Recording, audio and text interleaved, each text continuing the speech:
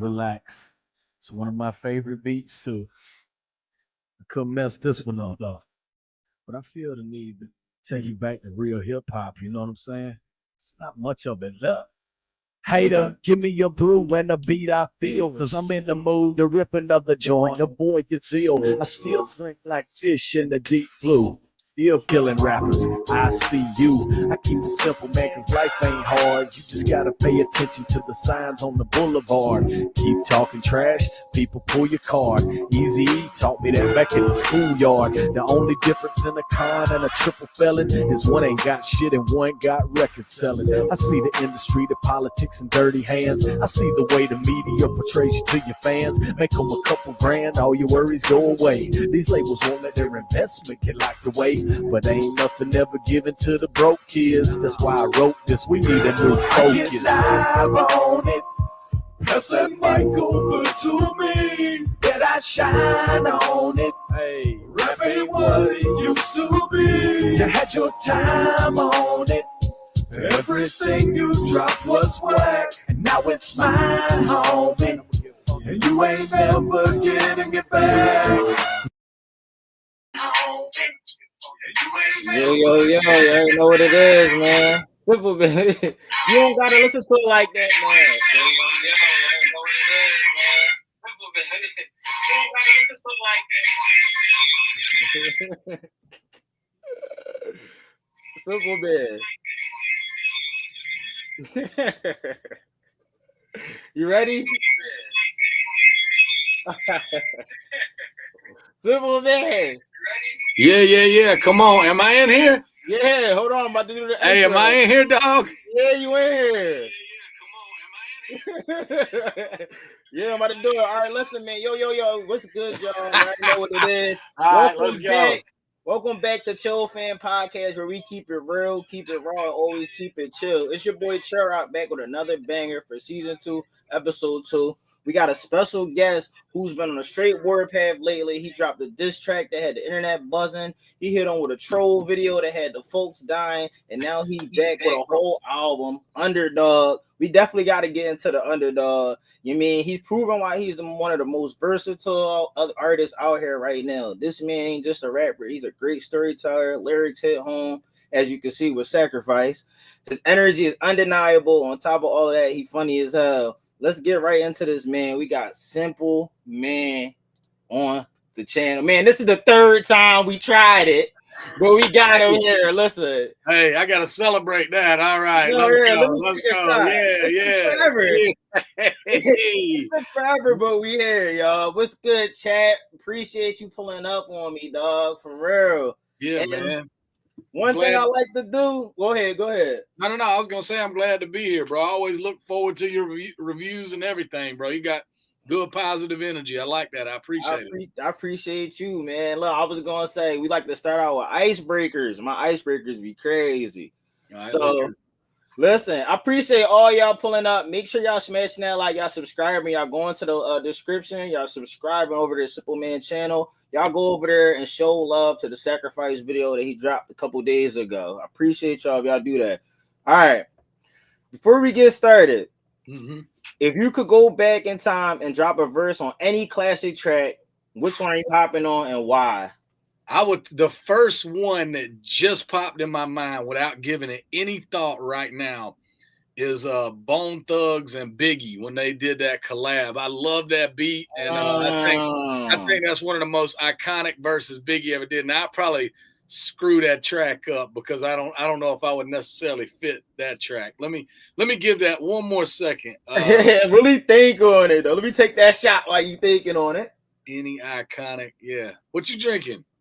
Oh, this some E&J XO. Yeah. Oh man, I had straight to him with the shot. Yo, that's a good one though. But if you had a second one, what would you do? Man, I really I say this because of my storytelling and because they are one of my favorite storytelling. There's so many, bro. That's a super tough question for me to answer. But one of my favorite all-time tracks is Aquemini. I think it's the Art of Storytelling 1. where I don't think I ever heard of this. Andre, yeah. Well, Andre did that. Now Susie Screw had a partner named Sasha Thumper. I remember her number like a summer. When her and Susie, yeah, they threw a slumber. The one where they did the storytelling. I always loved that beat. And man, honestly, probably anything off the Aquemini album. If they gave me a verse on it, I'd be happy with it. Dang, so anything on there you would definitely do. Probably so, dog. I damn sure wouldn't turn it down. There's a lot. That's an endless conversation with me, dog. It really depends on the day of the week. Like I say, that Biggie and Bone Thugs popped in my brain today. Tomorrow there'll probably be 30 other joints. You know? Yeah, they get like that though sometimes because you never really know what you would do if, like, say, like, all right, somebody came to you with that beat is what I'm saying. Like, you'd never heard them on it. Like, they gave it to you like, yo, Cymple Man, I ain't gonna lie, bruh. I ain't doing nothing with this track. You think you could do something with this?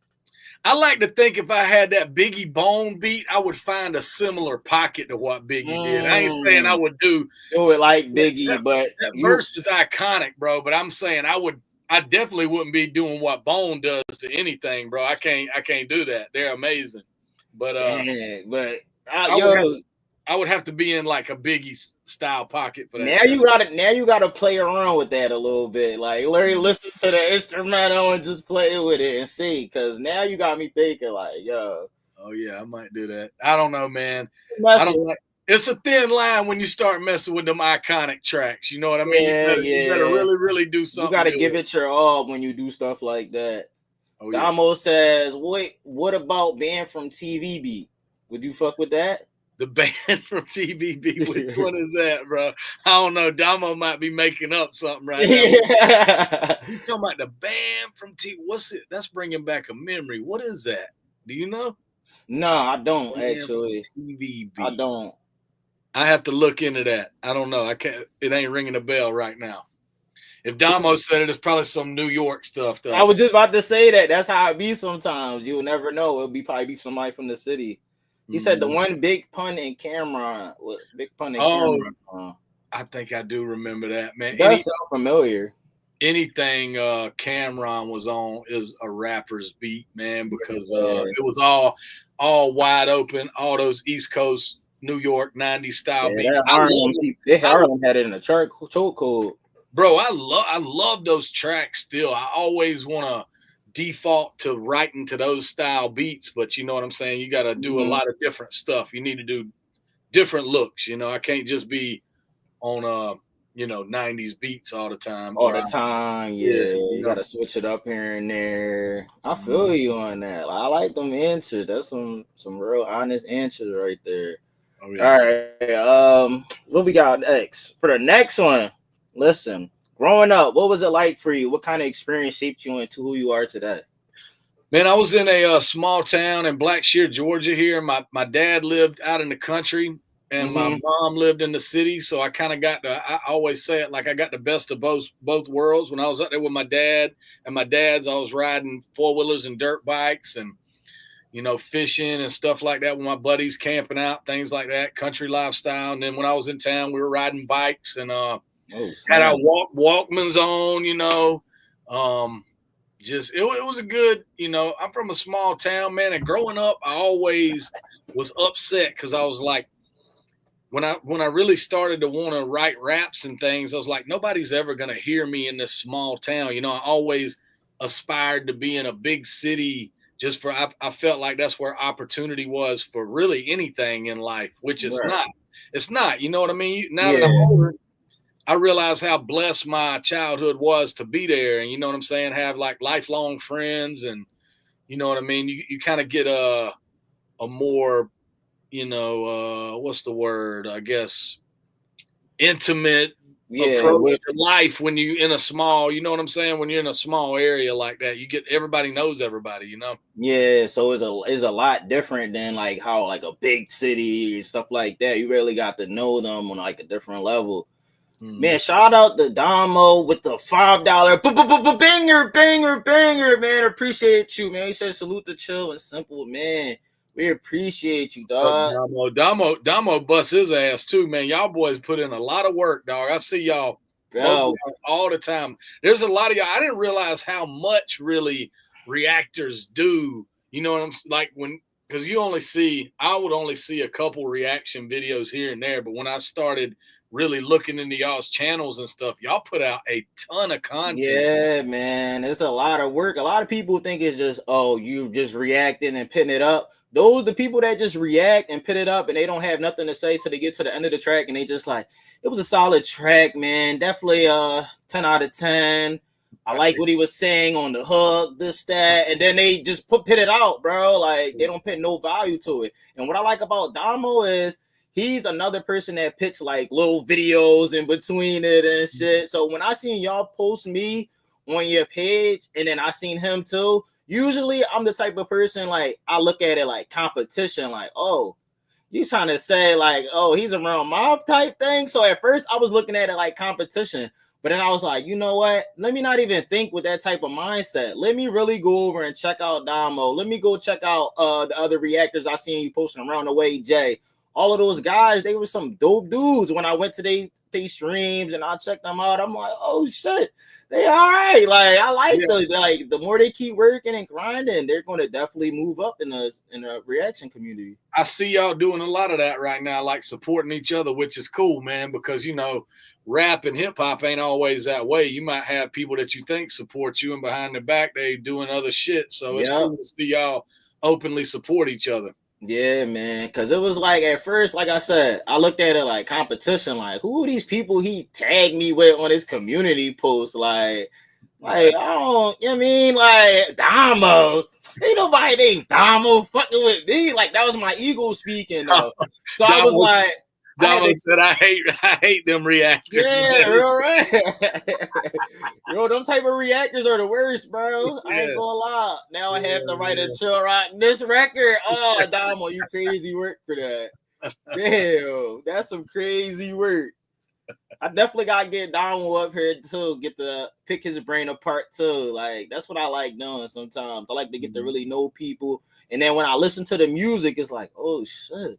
Like he's this type of person when he's really live or when he's talking to people, he's not just doing it for a gimmick. You feel me? And that's what I appreciate about doing this and like bringing it back. Like at first I was looking at it like, I want to bring it back and talk to people and stuff. But then I was just like, you know what? I'm going to chill. But then when y'all kept saying like, yo, I'll come up there. Yeah, I'll come up there. It was like a fire underneath me. Y'all kept motivating me to want to keep doing it. So I was like, you know what? Fuck waiting for the springtime. Larry, you already know we was long overdue. Let's just do it. He was like, all right, let's go. We with it. And then we went on, bro. And then from there, it was like, all right, I'm going to just see how it goes. Well, you see the second episode, it kind of was a little technical difficulties. So yeah, but you're good now. I don't know. Maybe it's it could be my stuff here, man, because I had trouble with the Bitter Betty's on there. We had to reload it a couple times. I don't know. You know what I mean? Yeah, but it be like that sometimes. When like that's why I say when now that I'm in the reaction world. What's up, Jorge? Timothy, what's good, y'all? Thank you for pulling up. Sam Sasquatch. That's why I'm like, now that I understand, and I'll be trying to get my community to understand that every time we get on, it's not going to be perfect each and every single time. So that's another thing that we have to face. You might have to get your PC upgraded. You might have to get your laptop upgraded. And these are things that I didn't have before. You know, when I ran into Flaw, I was just doing stuff off of my Apple computer. I got from getting laid off. I had got this money and I was like, yo, first thing I'm doing is buying a laptop and I'm gonna start doing content. That was the first thing I did. So I was just doing it, putting out 3 videos a day. And then one day I seen Flaw going through something and I was just like, hey, let me get into this little beef and see where it'll take me, right? So I hopped in it, whatever. Boom, he hits me up like one of the worst days of my life, bro. Like bad, like my sister almost burnt down the house. I had to take her to the hospital and all that. And then eventually I seen a message from Flaw like, yo, bro, I enjoy your video. Your content is funny, this, that. He said, I heard you having troubles with your laptop or whatever. Sent me $400. Didn't even know me. I'm like, bro, what? I'm like, you can't. Damn, that's dope, bro. That's what I'm like, he is. Yeah. I'm like, dope, man. I'm like, bro, like, what do I'm gonna try to pay you back as much as shout out the Hard Target for the Doe Nation, the 1999 in the chat, and Duffy DF Damo being a member of ChillFAM Mafia. Appreciate y'all. Yeah, so he sent me that money, and I ended up getting my PC, and I started going live because I never went live, bro. I tell you, it used to take a lot for me to click that live button. I used to be so nervous. Like, bro, you definitely should be do more of this. I think you would get some gold out of going live with people. You do a lot I enjoyed your album reaction, man, because just seeing you off the cuff react. Yeah. that's where some of your best stuff comes from, bro. Yeah.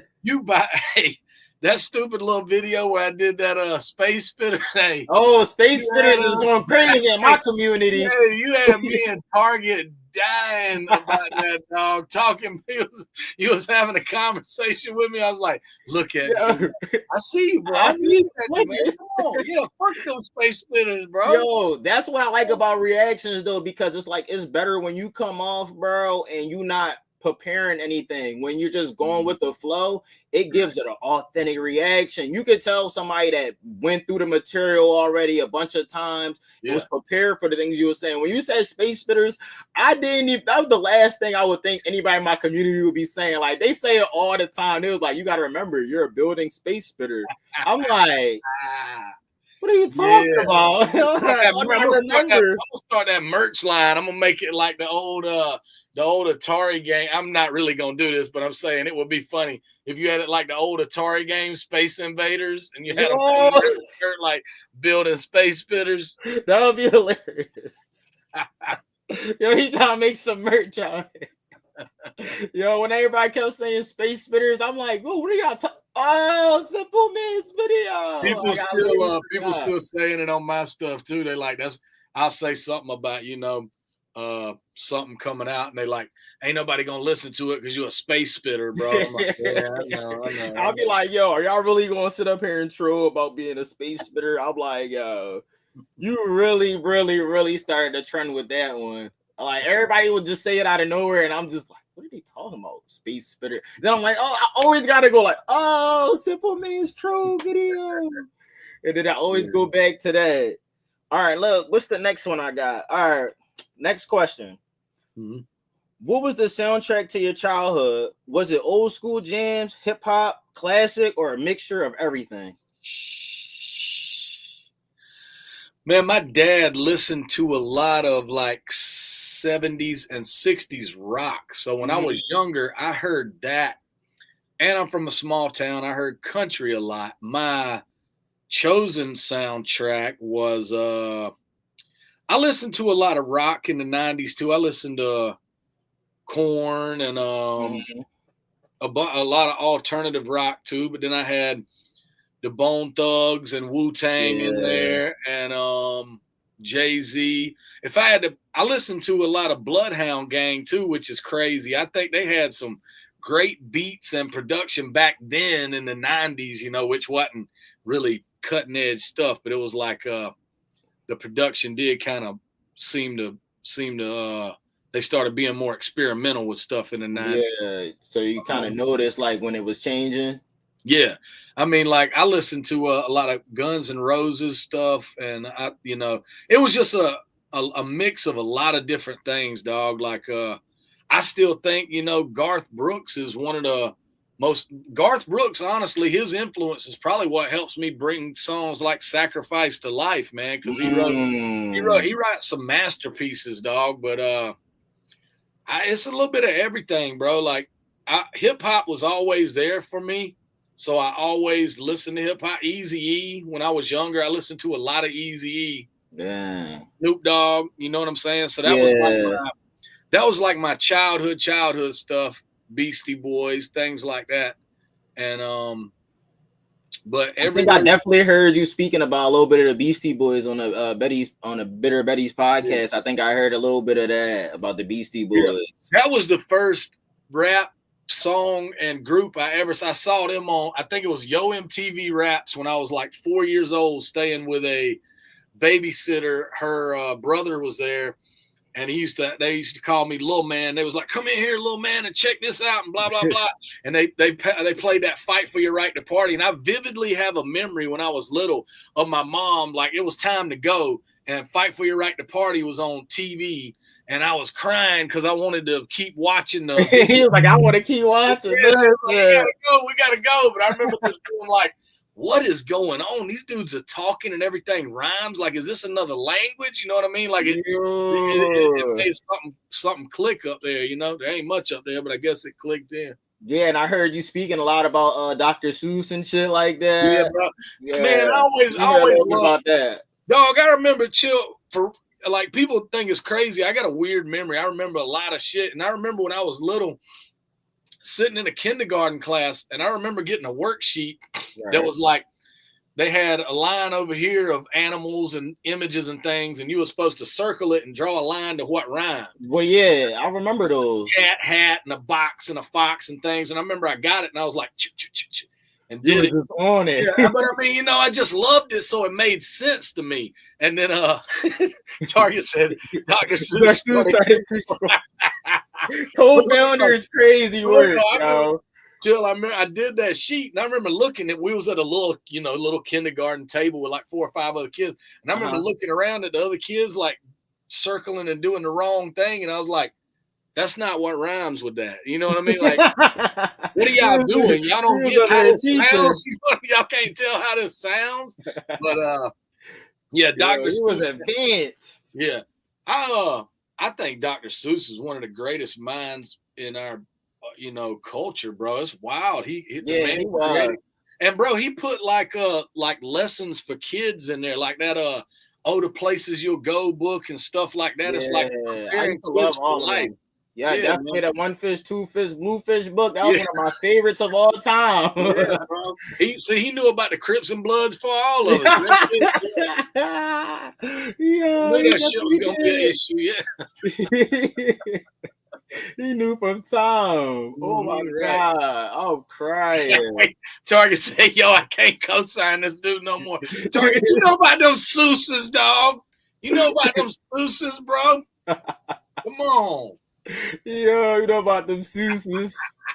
Nah, I ain't gonna lie. When I found out Dr. Seuss died, though, I did feel some type of way. I'm not gonna lie. I never even realized he died until probably like years later. I was talking about him, and somebody was like, Dr. Seuss died, and I was like, when did he die? Yeah, when I heard that shit, I'm like, damn. He put me onto the Whovilles, everything. Yeah, I remember it all because of Dr. Seuss. Like, you put on a Dr. Seuss movie or you got a book, I'm on it. Like, for sure.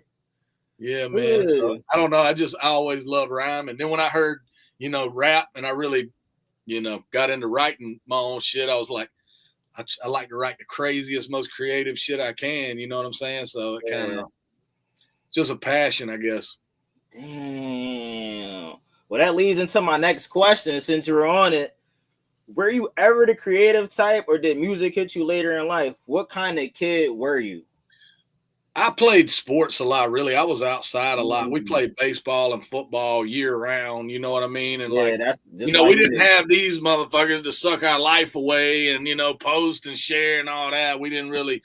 So we was outside. Really go out. Yeah. Bro. But I did, since I was in like middle school, every year they had this competition. I'm going to brag on this shit. They had this competition called the Young Authors Contest. And I won it every year in poetry from like my 6th grade year to my senior year. I got beat out. I won. Man, it was just a thing. But I wrote a bunch of. That's probably where a lot of the storytelling comes from too. I used to write about like Wild West gunfights. I was a weird. Dog. That shit worked though. You see how it shapes your future. Hey, let me tell you this, bro. They probably should have had my ass committed somewhere after this. My junior year, I wrote a poem called this is gonna sound weird, bro. Target really gonna co-sign me after this. Called The Pleas of a Shallow Tribe, Pleas, like a plea. Mm-hmm. And it was about kids being born. This is finna get dark. It was about kids being born into the final days on Earth, like Armageddon. Like those kids never get to grow up, you know what I'm saying? So they get a unfair, if they were born into like, I don't know, bro. I was a whacked out ass kid, dog. Just thinking about it shapes your storytelling though. You gotta remember that. That's why I like to talk about things like that, because it's like, yeah, you weren't always just into music. It's something else you had to be doing before that. So your love for sports was like that thing before really like all right, I'm gonna start rapping and shit like that. So that's another question. Like, it's like, you know what I want to ask next. So when did you know, like, all right, this music shit is for me? Like, I really want to pick up a mic. Like, who was the artist that was really made you say, you know what, I could do that? Not as good, or I could do as, you know. It wasn't really, I don't think it was really a particular one artist. I know when in 1998, I was a junior in school. I graduated in 99. I'm an old motherfucker. Damn. Yeah, I'm an old motherfucker. But in 1999, right when we got out of school, I had always rapped. We had always like freestyled and made shit up. And I wrote a rap in middle school. First rap I ever wrote was for the DARE program, the Keep Kids Off Drugs program. What? With the lion? Yeah. I think it had a line. Yeah, the DARE. I wrote that in like DARE or something. Yeah, some shit. But I wrote that in 5th or 6th grade.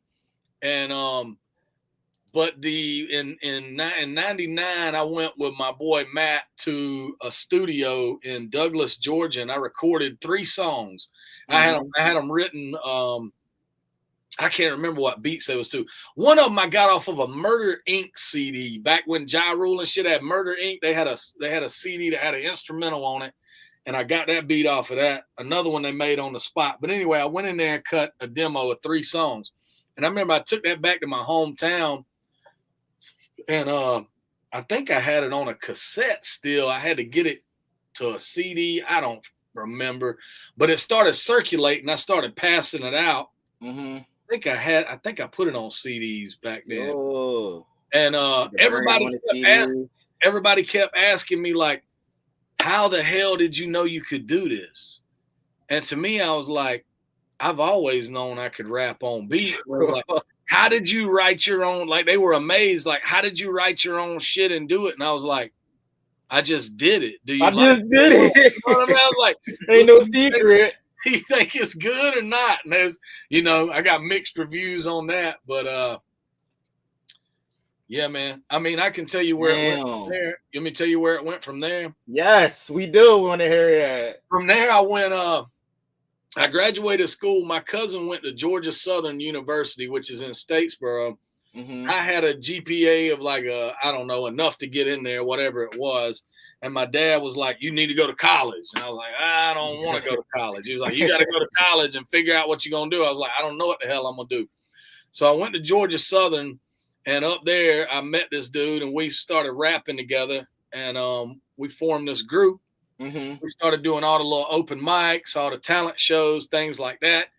We ended up having an independent record label from Atlanta come down and wanted to sign us up there. They took us up to see Magic Johnson's studio he had in Atlanta back then. Yeah, it was all Lakers, purple and gold. Oh, shit. And, yeah, bro, it was like, I thought I made it. You know what I mean? I went in there and met a real life engineer, because before that we was cutting demos on like the PlayStation with the PlayStation beat maker with a mic, with a sock over the mic for like a pop filter. Like, it was just some whatever we could do to record stuff. And yeah, but we was getting a little buzz around Statesboro. People was checking us out. We got to open up for Ludacris, Field Mob, T.I., Big Timers. You know, we was doing some shows. We was getting on stage a lot, so people was asking about us. But anyway, Target said, always I read that shit. Details that ain't needed. Hey, block his ass off the fucking throw. Time him out. Yeah, bro, kick him out. Time him out. Get hard out of here. Yeah. So anyway, I'll do this in. Now I'm feeling self-conscious. So long story short, I ended up dropping out of school. We packed up and we went to Atlanta. We ended up going through 3 different independent record labels up there. And one of them kind of put us on the back burner. I mean, one of them was the first one we went that was going to sign us to Magic Johnson Studio. Then they started wanting us to do like demos around the area with producers that wasn't that good and shit. And then it was like, what are we doing? But I know looking back what they wanted to do, they wanted us to be out and on stage and get a buzz going kind of underground. Yeah. And build it up like that. But I didn't realize that back then. Back then you thinking about, I'm going to sign with Cash Money Records. Yeah, you don't $1 million. Yeah. Right. You don't really care. You just like, man, let me just get out here, get my name out here so at least I could build some type of buzz, and then whatever happened, you know? Right. That's crazy. Well, we had a manager that was trying to tell us like, we need to get in bigger situations with this and blah, blah, blah. But anyway, none of it panned out. We signed with 3 different labels, and eventually the label we was with kind of put us on the back burner and started pushing another artist. And it was just a series of unfortunate events, so they say, you know what I'm saying? But it it shapes who you are. Like everything that you're breaking down, bro, it just shows me the reason why you're so versatile. Like everything that you've been answering is like, damn, these are the questions I really wanted to pick his brain with and see. Like it is, I appreciate it all, bro. Like this is really dope. I don't know if you want to get into a reaction. I want to get into Green Little Army. Okay, go ahead. Yeah. That's one of my favorites. Hey, that's the next video I'm gonna be dropping too. Oh, thank God! I hope you look like an army man, like a little toy army or some shit. Like paint myself green and meet me out there. Like you in the field. You're a rat. You tripping? I pictured it already in my head. I put it on like every time before I go to work. I just be thinking about that song in my head, like, damn, I really am that little toy that thought I was in the field. Now I'm really in the field. Like, hey, man, yeah, we all are. We all go punch that clock. Man, I'm like, yo, this song right here. Now on my reaction, it was the wrong song. I was so mad. I'm like, oh, what the hell is this? Little Green. Okay, Little Green Army. I'm like, all right, we got Little Green Army here. And then I'm listening to it. I'm like, this is not Hard Target and fucking Cymple Man. What the hell is this? And I went back and then I really enjoyed it. I'm like, oh shit, this is dope. All right, let me pull up this screen. I'm gonna do my intro and everything. Was that your favorite one on the album? Hell yeah. Yeah, dope. Yes. Don't even ask me why. It just is. Like, I feel like it's got a good vibe to it, man. I feel like it's an easy listening to song. You know what I'm saying? Yeah, it definitely is. Like when I be listening to it, bro, I'll be like, They be like, oh, excuse me. Oh shit, hello.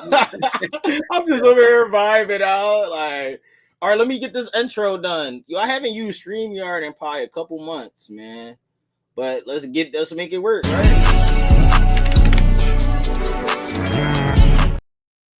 Yo, man, you already know what it is. And if you don't, pause the video right now. Smash out your mind, make the video, and smash that like button, man. Back with another video, man. Back with another boop, boop, boop, banger, man. But this time we got Cymple Man on the channel. And we breaking down Little Green Army, man. Let's get into it, bro. I appreciate you pulling up, bro. You got anything to say before we get into this? Nah, I was going to try to hit the banger with you, but I missed it. Yeah, I was going to try to hit it, but I missed it. Yo, bro, one thing I tell people all the time is manifest things. I used to say my intro all the time, bro, just out of nowhere, just saying it. I'm like, yo, one day I'm going to be a YouTuber. One day I'm going to be with artists and breaking down it. Bro, so when I'm doing it now, it just feels like so natural. It's natural, natural, bro. It felt like I've been here already. So you manifested that. See, you manifested me, dog. You never knew I was here, bro. I'm here now. We here. I never knew. Come on, Dr. Seuss and shit, bro. Hold up, before we get into the live reaction, shout out to Brown Eyed Girl 714, one of the biggest members on the motherfucking channel. Cymple Man, your music is fire. Thanks for bringing yourself to the front. You deserve all your flowers, and that is exactly what we here for, Brown Eyed Girl. We appreciate you always coming through and showing us love. Let's get into this. Thank you. He's always showing some love. She shows love all the time, bro. That's why I always gotta let her know, like, we really appreciate it, because everything that we get, we put back into the channel, man. Always. But let's get into this right now.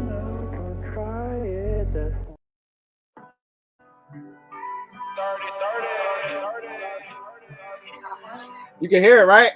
Yeah, I'm gonna pull it up on the phone, I think. The saga continues. It's so hard to maintain focus. There's a lot to get into. I'm just trying to stop my descent to a new low. Cause every day's a new show. These characters and actors create distractions and they backing up all my new growth. We stretch ourselves to the breaking point just to live fruitful. Conduct ourselves for others' approval. If we all truthful, it's so unfulfilling. Never gaining satisfaction. I just keep moving forward, Lord. Don't let me lose this traction. You were giving me strength to press on every day, guys. So I write these simple songs, but I don't quit my day job.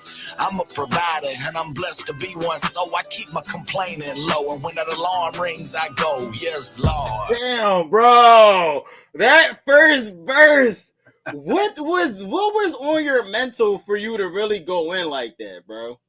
Man, when I do, sometimes tracks just give me a concept of what I need to write about. I mean, as crazy and as cliche or weird as that sounds, and when I heard it, I was like, for some reason, it reminded me of just having to punch the clock and work. And I really don't know why I got the idea of the green. I think I just started singing. I miss those little green army men. And I was like, what is that going to mean? Why would you miss them? And then I kind of like went from there. I guess, I don't know. Sometimes it's wild, dog, not to sound like I'm some super dude, because everybody, like a lot of people that write, they get inspiration and they just run with it. And sometimes I get inspired with something and I just run with it. And you know what I mean? The track, yeah. So I don't really know. You don't even know. Bro, when I listen to it, it make me feel like when you spoke on the first verse, it was more so like I was young, I was enjoying life. I never realized how much work was going to be put on me in the future. Right. So I really you really enjoyed the life of not having responsibilities and able to just set up a war zone in the middle of your room and like enjoy it without having to think about long term. You know, and as men, we should think long term, but sometimes you got to let kids be kids and always remember those times, you know? With that verse right there, the way it starts, I'm kind of putting ourselves in our situation nowadays where we're getting up and we're going to work. I'm saying the saga continues. Basically, your everyday life continues.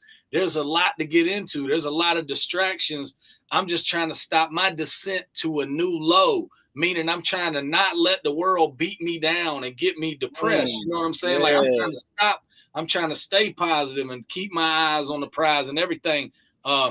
These characters and whatever create a distraction and they backing up all my new growth. It's like you get people that come in and out of your life and say, you might have a boss that's a pain in your ass. It's like, bro, you need to work on this and you need to get this together. And then you just weighing on your mind, man. So I be thinking about that shit all the time, bro. When I go into work, like Sundays and Mondays be my best day, and then the rest of the week it be with my supervisor, and he's a certain way. Like he has things that he wanted to be right. So if you're not doing those things, he can start to get on your ass about certain shit. So like me, I know like, all right, tomorrow I gotta get my ass up even earlier because I'm a motherfucker that be late, bro. I be looking at it like I'm one of the best workers you got. You're not gonna just let go of me, but I need to let go of that habit.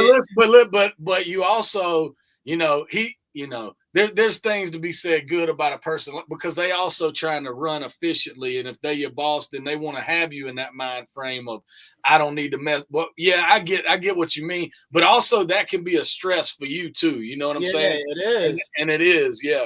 He doesn't even realize everybody has them. You know what I mean? Whether it's a at work situation or you might have a cousin that's a fuck up that's constantly calling you about some shit, or you might have a neighbor that's pissing you off all the time. It's always something going on. Always, man. That's the one thing though. But when I listen to the first verse, I never listen to it with like just listening to it like just regular. I listen to it like my younger self will appreciate me for me becoming the man that I'm becoming every single day, because it don't feel like when you're young, like you're not worried about taking responsibilities on. You're not worried about, I got to protect other people other than myself. You don't think of that. So when I listen to it, it makes me think like, yo, one of these days I might have to be like this. I might have to be a full-on family man. But hold on, Dr. Gold. Shout out to Dr. Gold, the $4.99 banger. We appreciate you. He said, "Cymple Man, the new album is fire. I got it on my playlist." Thank you so much, Dr. Gold, man. Really appreciate you, man. I appreciate that, Doc Gold. You know what I'm saying? Me and Target wrote a song last night called Gold. We was probably psychologically putting that into motion before we ever got on here, and now everything's being manifested right here. You know what I'm saying? And I'm drinking a gold beer. Look at that. Yeah, you're right. It's all happening. Right. It's happening, bruh. Y'all heard it here. They got a duo song called here coming soon. That's one of the questions I was going to ask. Did you guys ever have a duo like tape?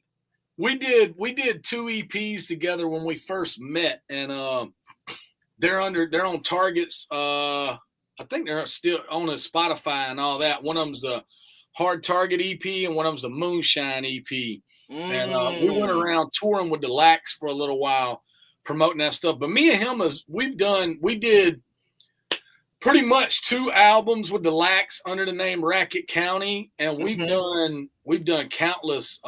We've done a lot of songs together, man. And honestly, like I tell him, man, truthfully, I feel like some of the best music I've made has been on tracks with him. I think me and him complement each other's styles better. I just got to get him really respecting Dr. Seuss a little more. You know what I'm saying? It would be fantastic, you know? Yeah, let's get back into this. You're hilarious, bro. I swear you are. I miss those little green army men. That's all it took to make me smile back then. Sacrificing wasn't on my radar, my backyard. Now I'm no little green army man. Waking up to get it out the mud again. Whatever keeps a smile on your face, God, gave my day job. Yeah, all these questions, they aren't for me to figure out. My purpose just seems so much bigger now. I don't make excuses. I know what's at stake. I know my place, and I know I give it all it takes. They ain't gonna make no statues out of me, and that's fine. As long as my children can look back and realize that the time they have for bike riding, or maybe for some trampoline jumping, came from dad's hard work, and that's what made the work mean something. Their story becomes mine. The playtime that's earned gets passed down through generations when it becomes their turn. We all those little green army men and women now, fighting our own personal wars to make our family proud every day. And I just miss them little army man. And it took that baby smile back, Dad. This make me want to cry, bro. You just don't understand the power you have in your head. Yeah, that's what I want to do. No, I'm kidding. I ain't write it to make people cry, bro. But if anybody gets if that relates, hey, I saw Damo sent that. I don't have any hard copies now, Damo, but I am thinking about pressing some up. Just strictly because I like that artwork. Target killed that artwork. I don't know if y'all know that, but Target. Every time I see your thumbnails, I be like, damn, y'all want to motivate me or y'all want to shit on me? God damn. I'm like, I be trying to make the best thumbnails I possibly can, but I be like, yo, I got to get this content out. Like, hey, he complimented you a minute ago because I hit him up when we froze up, and he was like, yeah, Chillroc had he said mixing it made me want to cry. But, he said Chillroc had a dope thumbnail, so see, he's gay. He's giving you credit. Listen, I appreciate that. I apologize, Hard Target. Jeez, I apologize. I be trying to work on it, but it takes some time. You know, like I don't got all the best editing stuff, bro. Like I use InShot, bro. Like ask Target about my graphics, dog. My shit is top notch. Oh dog. Yeah, it's like that. That album cover. Hey, that album cover I sent him before he did this. It was shit all over this, dog. I just used this because I was like, I don't want him to feel bad. You know, I don't want him to feel bad. I put this up, I guess. Yeah, this shit make me reminisce back, Damo. I'm not gonna lie to you, and I guess it's because now when I think about it, bro, it's only been 10 years since I've been graduated from high school, and it's like it feels like it's been like 30, like, and this ain't shit. Some people they be like 10 years. bro. try 30 something. I'm like, it goes quicker than shit too, dog. I'm telling you, it does, bro. It goes fast. But you know what? You just gotta enjoy every second you hear. That's it, really. You said you use InShot too, bro. Shit, it worked. I make my thumbnails on there and all that, bro. Like, I try my best to like make my thumbnails look good, and that's why I say, bro, you guys help us, because when we see y'all thumbnails on y'all, we like, God damn, that shit make us want to step it up, because that stops people from just scrolling. They'll see it and be like, let me give it a try, and then they click on it. Like this, they say that matters a super big amount, and I really do gotta. I'm messing around, bro. I gotta say 100%. Target does all that for all of us, not just me. Traylormade, like 99% of the stuff that Traylormade rolls out comes from his artwork, everything, covers, thumbnails, all that, bro. The man works all day, every day. That shit is gonna pay off soon. Like this just alone, it gives me like 3D. Like you're literally stepping outside of music cover. Like that's how it is. If you look at it, it's like one of them magic eye pictures. Yeah, I'll be in your living room. Like yeah, I get living room. It's crazy. Yeah, like what y'all cooking? What y'all cooking? Let me save me a plate. Right. All right, let's get into this. All right, this shit dope. I swear, I love it, bro. Appreciate it. I miss those little green army men. That's all it took to make me smile back then. These sacrifices wasn't on my radar in my backyard. Now I'm those little green army men, waking up to get it out the dirt again. Whatever keeps the smiles on their face, God, in my day job. Here's my singing now. I miss those little and it didn't make me smile back then. The sacrifices wasn't on my radar in my backyard. Now I'm them real green army man, waking up to get it out the dirt again. Whatever keeps the smiles on their face, God, in my day job. And then we go out.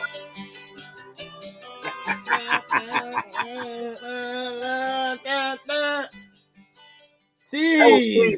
That was me playing the piccolo too on the way out there. I did that live. Are you serious? Are you serious, Cymple? Oh, don't tell me he froze. You really played that? I was about to say, he's talented.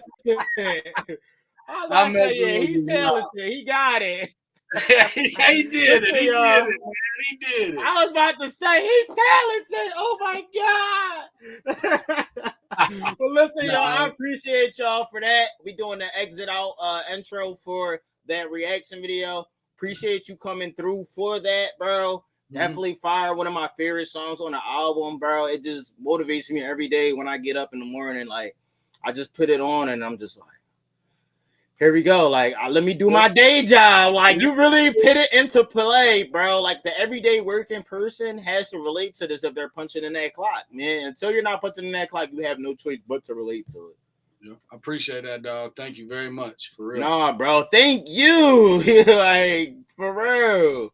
Like, bro.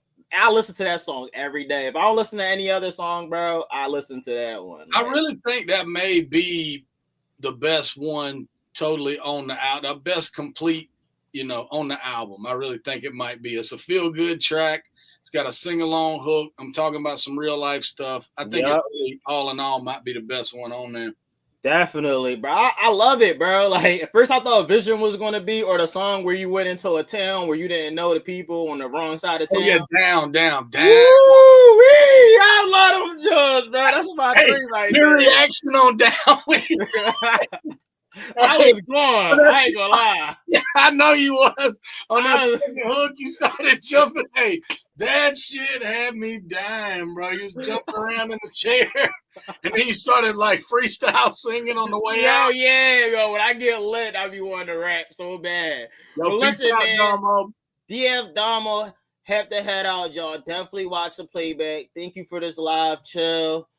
And Cymp, You guys are dope as fuck, for real, for real. Damn, your new nickname Simp out here. Oh, yeah, that's it. Okay, I like that. Yep. Simp, that's tough. Appreciate you, Damo. We gotta get you up here one of these days, bro. Like, I want to get everybody that I fuck with that I think deserves the light, bro. I feel like they deserve to come on here and get a little conversation and, you know, for people can get to know us even more, you know. Yeah. It's dope because I feel like a lot more supporters are going to definitely gravitate towards you now to realize that you're an everyday working man, just like the people that listen to your music. You know what I'm saying? Yeah, I appreciate that, bro. Honestly, like I'm proud of my job, man. I like what I do, and you know what I'm saying. It's tough as hell to make it right now doing anything, bro. Damn, that was gonna be my next question. Yeah, what's up? So we might as well go into it. Everybody faces their own struggles. What are some challenges that push you towards music? Push me towards music, man. Towards music, yeah. Honestly, bro, I've just been a dreamer, you know, my whole life. People say that shit out there. They're dreamers. Like, but they don't really dream. Yeah. I get it that you can be a dreamer, but are you an active dreamer? Have you been actively pursuing this? Like, have you faced failure after failure after failure, where you got to sit there in an empty apartment or something and look at yourself? Because I mean, there was a time when we all have struggles, man. There was a time I didn't have a car. I'm broke. I'm walking to work and stuff like that, and I'm still trying to rap. I'm living at a studio on the couch, trying to go cut a demo, hoping I can sell copies. There was a time we was bringing copies of CDs around to try to sell so we can get some money to eat and stuff like that with. Yeah. So, I mean, like, that's all that stuff is enough for people to get discouraged in life. You know what I mean? You can look at all that at any time. You can find a reason to quit anything. You know what I mean? You can. You could quit being a parent today because you like, I can't deal with this. Yeah. You could quit on your marriage. You could quit on anything. Life. People quit on life. You know what I mean? It's sad but true. So it's like, how much are you willing? Are you a dreamer? Are you really a dreamer though? How much? Not you. I'm just saying individually. Yeah. How much are you willing to push yourself to see where you can go? You know what I mean? And that's really, I guess I've always been hard-headed, bro. I've been stubborn about it too. Like, you're not the only one, man. I was always the same way. A lot of people that always gave me guidance to try to help me become a better person or help me with the craft that I like, that I'm doing, like, especially because I was into football heavy, but I already thought I was the best. Every team I played on, I was always the best. So I never wanted to hear what anybody had to say. I never listened to other players. And that was the problem growing up. I never wanted to listen.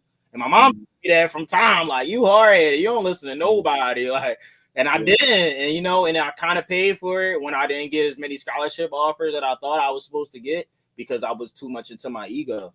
And when I learned to put that to the side, you know, it makes it easy for me to reach out now and be like, yo, you want to come on a podcast? Before, I would have waited till you literally would have hit me up. Yep. In order for me to be more comfortable with it. Bro, I went through that same thing. Like, as soon as I started getting record deals and stuff like that, you know, I'm coming around. I'm thinking I'm a big shot now. I'm like, I'm not trying to go out and shop my stuff. I'm not trying to ask rappers if I can get on that track. You need to be asking me. You know what I mean? Yep. It gets to ego. You get an ego check.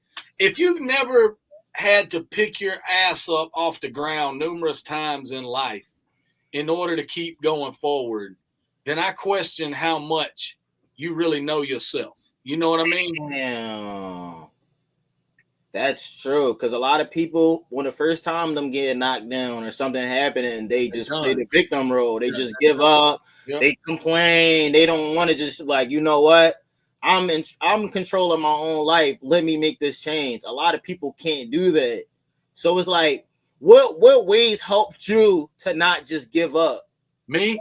Yeah, personally. Well, I know I was always stuck, but I have always had a belief in myself, dog. It's crazy. You know what I'm saying? I always have. I've always known that what I write and what I'm able to do is special. Now, in the beginning, you know, my raps probably weren't as good as I really thought they were, but I always felt like I was as good, if not better, than anybody in the room. You know what I mean? And I would always push myself to be. And you'll have those moments where you won't be you'll get clowned or you get booed off stage and you'll get that ego check. But if you got belief in yourself, then you go on, pick it back up again. You know, it's just like with anything, bro. It is all these pro athletes, and I just say, like, for the most part, movie stars and things like that, they've dedicated their time and they have belief in themselves, even if they aren't the best. You know that saying, like, hard work beats talent. And talent fails to work hard. Yeah, you know what I'm saying? So it's kind of like that. You just have to continue to push forward. Yeah, damn. I needed that. I don't know if anybody else in the chat needed it, but I definitely needed that, because it was plenty of times, bro, where I wanted to give up on YouTube. You know, right before you guys with the diss tracks and all of that, I wanted to give up because it was like I felt like it was a waste of my time. I felt like people weren't paying attention. You know, and then you guys came around the scene and then you showed mad love. It wasn't like you guys pulled up and you guys had this ego where it was like, yeah, you motherfuckers better react to us. Like, yeah, we the new guys around town. Like, that's what I thought it was going to be like. Yeah. hey, come here, reactor. Come here. Yeah, bro. But it was like, yo, y'all showed us mad love, and like, one way I really wanted to like show you guys and give you guys your flowers is bring you guys on the channel, you know, and let our supporters see what we see in you guys, because I could listen to music and I can tell if somebody is really being fake in it. And sometimes I can have a reaction where I literally sit there, I'm bobbing my head and I'll be like, yeah, it was okay, it was all right. And now my channel views might go down because I feel as though one song out of a whole catalog, people just automatically think I just don't like the person. You know, right. But I can always feel like the real, like when I say with the Little Green Army, man, bro, I really feel it when I hear that. Thank you, dog. Thank you. Like the saga continues. It's so hard to remain focused. like that should just be right here. Like, oh shit. Like it is hard to stay focused, man. No, really, I thank you, bro. Like we really appreciate you, man. Like we needed this. Y'all like a breath of fresh air. Like, yeah, hey, Chill. You don't know how much that is really good to hear from not only me, but for my camp too. A bunch of us have been doing all this for a long time, man. Like there's been numerous times I've had conversations with Target, Bredwin, Jeff, Dirty, even Dolph Crowney, Jim Star, about Frank Thompson, about like I don't know what the next move is. Like, yo, just keep doing what y'all doing, bro. Whatever y'all doing is working. We've all hit them points, so along the way where we're like, I don't even know why I'm doing this. I need to stop. I need to do something else. We've all done that, and a lot of times we've talked to each other about it and get each other a better perspective on it. Because it really is, man. It's like no matter what comes to this. Target said it best a couple years ago, bro. I ran into a brick wall with this shit and was like, dog, I'm done. I think I'm done. I don't know what to do. I'm trying to put stuff out. I'm putting effort into things and it ain't working. And he was like, dog, listen, man, you're a rapper. Mm-hmm. You enjoy writing raps. That's so rap. You're going to do it anyway. So do it and put it out and stop overthinking everything. And it really did kind of turn my perspective on it a little bit. Damn, you need friends like that. I tell people that all the time. Like, you need that one supporter, like that's there. Like, yo, bro, just do what you do. Don't worry about what people gonna think or they gonna say. If you pour your heart into it, the real motherfuckers is gonna hear it. They're gonna see it, bro, and they're gonna give you an opportunity. Y'all work very hard for this shine, and it's not just like people that's just listening to because we just want like the beef. Bro, if it wasn't for Hi Ryan and Blasphemy, bro, I don't know if I would have ever listened to y'all music unless somebody would have sent a request in and was like, yo, I want you to check out this. So I feel as though like with a lot of people in the YouTube game, they realize that, yo, if I pit on this guy and this guy, they're really authentically themselves. So if I put them on or I put spotlight on them, they could go past me. And now I'm like, damn, if it wasn't me always shouting this person out or doing this for this person, maybe I would have had the spotlight, and sometimes that spotlight is not necessary. Maybe sometimes a message that you put out in the universe can help somebody, Yeah, a lot of people don't be thinking that. What you just said right there is amazingly profound, because that is lost on people because of ego, bro. Yeah, man. Ego is what pulls people away from moments like what you just had happen, bro. You know what I'm saying? Like, it does, dog, because the truth is in conversation like this with people. No matter if I'm an artist or you a reactor, no matter what, we people, and we found some common ground through music. And it's like, if you don't have those opportunities to get on here and have discussions like this, then you don't get to shed light on things like that. You don't, bro. And that's why I appreciate you coming on, bro. Even with the technical difficulties and all that shit. Like, we got to make it work. Because, like, the old me would have been like, yo, you know what, bro? Let's just try it another day. Like, I was just gave up. You thought I was? I was waiting. I was like, he's going to say in a minute. I'll get to that later. Nah, man. Sometimes I like understand that everything is not going to go the way you want every time, especially in this like type of like community we in with the reactions and stuff. It might be times where, bro, you feel as though you have a fucking amazing reaction, never seen a song, and you're breaking shit down. You're hyped. You're excited. You download the video. You're ready to edit it. No sound. Yeah. Now you're down. Yeah. I saw a couple dudes. I saw, matter of fact, I think his name's Around the Way Jay. Around the Way Jay. Yeah, it happens to him a lot. I saw him. He posted a reaction of mine. I think I was late on seeing it, but then he said, man, I did a whole reaction to your High Ryan and I loved it, bro. And I did not record it. He didn't, he went through that, like you just said, and he didn't record it. Simple and Target. These guys do a reaction with what I say. It says, break down Himothy. I love that one. You want us to check out Himothy? Yeah. Actually, we don't have to play the whole. I can just break that down if she wants to just break it down. I can break it down like this. Honestly, this is the way it is. Everybody's trying to dig into that track and say like, yeah, they're trying to find something. I realize that. Because I said Adderall in that track. And the hook says that about we starving in this bitch, and that's a good enough reason. I see that plate you eating. We starving in this looking bitch. Good and shit. Yeah. So looks be deceiving. I remember it. So people are trying to associate that with being like a warning shot to church before we did our disses. And it had nothing to do with it. Truth of the matter, it did not have anything to do with that. We just wrote a rap track, and it does sound like we talking. But honestly, when I wrote that hook about that plate looks good, and I know looks can be deceiving, but we starving in this bitch, and that's a good enough reason. All I really meant by that was like, we are coming in here to take what's ours, kind of. You know what I mean? We're coming to put our footprint in this, and I guess like you said earlier about manifesting that, I never even knew when we recorded that track we was going to do a diss song that got people's attention, but maybe that track helped manifest that. Who knows, bro, Damn, bro, it can happen. Sometimes the things that we overthink about a lot, we really should do.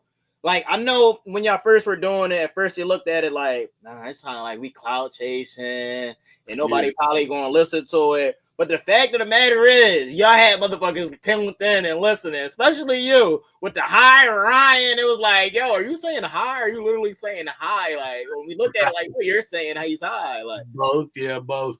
Yeah, bro, double entendre titles. Y'all crazy with it. I appreciate everything y'all been doing. I've been listening to some of it, bro. Let's go back to y'all catalog so much. I can't even do reactions to none of this stuff because that's a good problem to have, though. I'm glad. A good problem to have. I be going back. I'm like, yo, they had this hunger in them from time. Like, you could just hear it in y'all. Like, even if the quality isn't as good as it is now, you could tell the pain, the fight that y'all have in your music. Like, y'all not just putting out random a bunch of music, just take this. Y'all actually working with the craft, and y'all, the way y'all work and that y'all putting out the music, even after that, most people would have sat on that on the diss track and tried to get as much traction as they can, and wouldn't have thought to like, yo, let's keep building on top of this. It's not just about diss tracks. At the end of the day, I'm also an artist. Right. But Todd, thank you for that $5 banger. Banger. They want that Himothy. All right, let's run it then. Let's run it. All right, let's run it. We're gonna take a little break. Let's do this Himothy. Hard Target, you want to come up and listen to this? He said, send Target the link. Get him in here. Can we? Are you able to? Yeah, we can. Let me see. Hard Target. If you're in France, Target. Yeah, you can do a little. You gotta, have your coffee and listen to some Hard Target. Hard Target is crazy word. Cymple Man texted me. He said text him. Okay. I'm about to put it in the chat. Oh, send him the link? No, I can send him the link. You want to send it? All right, let me delete it then. I mean, anybody else can still come up behind the scenes if you guys want. Like, you got a question or something, they'll pull you up on. I'm like, send him the thing. Send him the thing, Chillroc. I got it right here. Himothy. I'm finna shed this coat, though. It's hot in here. Oh, yeah, Himothy right here is already on. They said they want to hear y'all break this shit down. Break it down. Banger. Yo, y'all really be remembering our shit. I'll be like, yo, they remember. Like when I hear you be like, cocaine, I'll be like, yo, ain't no Damo shit. That shit's dope, man. Hey, listen, if you write bars in your raps and you writing it to get the listener to respond anyway. So when we see y'all respond in real time, it's like, good. I figured that shit was gonna hit like that. Yeah. Yo, Hard Target, where you at? If you taking long, I want to do this real quick before we get into it. I got the package you sent me. You already know. Hold on. Yeah. I don't want to dox nobody or nothing, but you know what I mean? Show you the back of the package. Yeah. We got some merch from Cymple Man. Appreciate it. Oh, I see Hard Target in the back. Let me put out a disclaimer about this. Oh, God. Hurry, cut. Never mind. Just hold on. I remove it. Go ahead. This is about me, dog. Just stay right here with us. We staying right here. All right. Add him back. I'll wait for him to come back to his seat. He went to go grab something. Oh, yeah. Oh, no. He's probably you acting crazy. Yeah. Oh, bro, Bennett, we definitely gotta listen to this shit. Damn, I didn't think you was gonna put a physical copy. God, yeah. That's the last ones I got in the press. Yeah, bro. What else was in there? What the hell is this? A poker chip? Yeah, I pressed up a bunch of poker chips. Dope. Yeah. Let me see. Yeah, okay. Yeah. Let me bring him on. Get back over. That merch, what the fuck is up? did you get that bootleg fucking Chinese merch? It's just made in America, boy. This is American made. You made the order in America. Thank you, bro. I appreciate it. Shit. We should keep sending him out. Let him come in. Give him one-liners and send him back. What's up, Target? What's up, man? Good. All right, Target. Appreciate you pulling up, man. Not a problem, man. How you doing? Good, man. I caught that bit earlier where you said you was about to quit right before you started doing the reactions, and that's fucking cool as shit to hear that you kept doing it after that. Yeah, bro. I appreciate y'all, man. That's why I be telling people, like, yo, it's sometimes you never know. Like, right, like I said before, when I got the money from Flawed, I was about to quit. Every time I get to that breaking point where it's like, yo, I can't do this shit no more, bro. Like, I feel like I'm putting out my best quality. I'm really sitting here breaking down bars on the first time, and it's like people don't like respect it. I'm not getting the notoriety and shit. Like, all this shit that you think that will come with it. I've been wanting it to come so fast, and that was my problem. So it was like you guys gave me a moment to slow down and like really get into my craft. So you gotta fail, man. You gotta fail. We're failing. I put what I put out home. Home did terrible. It tanked. Like, but I still I don't like if you expect greatness right out the gate, you're going to be let down. But if you're like, if you're realistic and just accept that, like, the reality is not everything's going to be a winning lottery ticket, like, you're not going to be let down as much. But if you love doing it, it's never a waste of time. Right. I kind of agree with you on that because, like I said, when y'all came around, it was like the reaction scene was drying up, bro. It was drying up, and you guys came out of nowhere. People were like, yo, check out Hard Target, check out Cymple Man. At first, I'm like, I'm not about to waste my time with these guys, bro. Like, Church is that guy. Like, look at them. They're just like, look. Yeah. I'm like, do you really you know what, though? People think that we had like some master plan, like, y'all just went out there and dissed him to get the reactors going and stuff. Man, we didn't know no reactors was gonna do nothing, bro. We ain't seen realistically, we didn't think any of this shit would like we thought it'd get like maybe a couple thousand views and shit. Like, I thought he'd do what my regular shit does in my algorithm, and he thought the same. Like, like they're okay. Everyone, I think, saw like, okay, Adam and Ryan did their thing. But once they saw what happened with our shit, because we're like, we ain't no one special, you know what I mean? Like, even in this scene, we're like, we're not bottom tier, but we're not up here. But when everyone saw what we did, everyone started shit. There's people jumping on it a month and a half later. People jumping on board trying to get a celebrate the holiday. Yo, at that point, you see everybody was just like, yo, like, what's going on? Like, it was just. It was not our normal thing we seen. Now, we already knew the situation between Adam and all that shit was going on and shit. But we looking at it like, man, this shit they've been like this. They boys. They gonna get back or whatever. Like, that's how we looked at it. So we wanted the smoke. Like, we was encouraging it, but we didn't encourage it to the point where it was like, yo, oh shit, like, y'all really not fucking with each other, like, in real life. Like, it's not just music. Yeah. Yeah, it got a little awkward. The shit was real this time. I don't think there's no coming back now. Yeah, that's crazy. Let's see what we got over here with this, yo. Peace. Timothy McVeigh.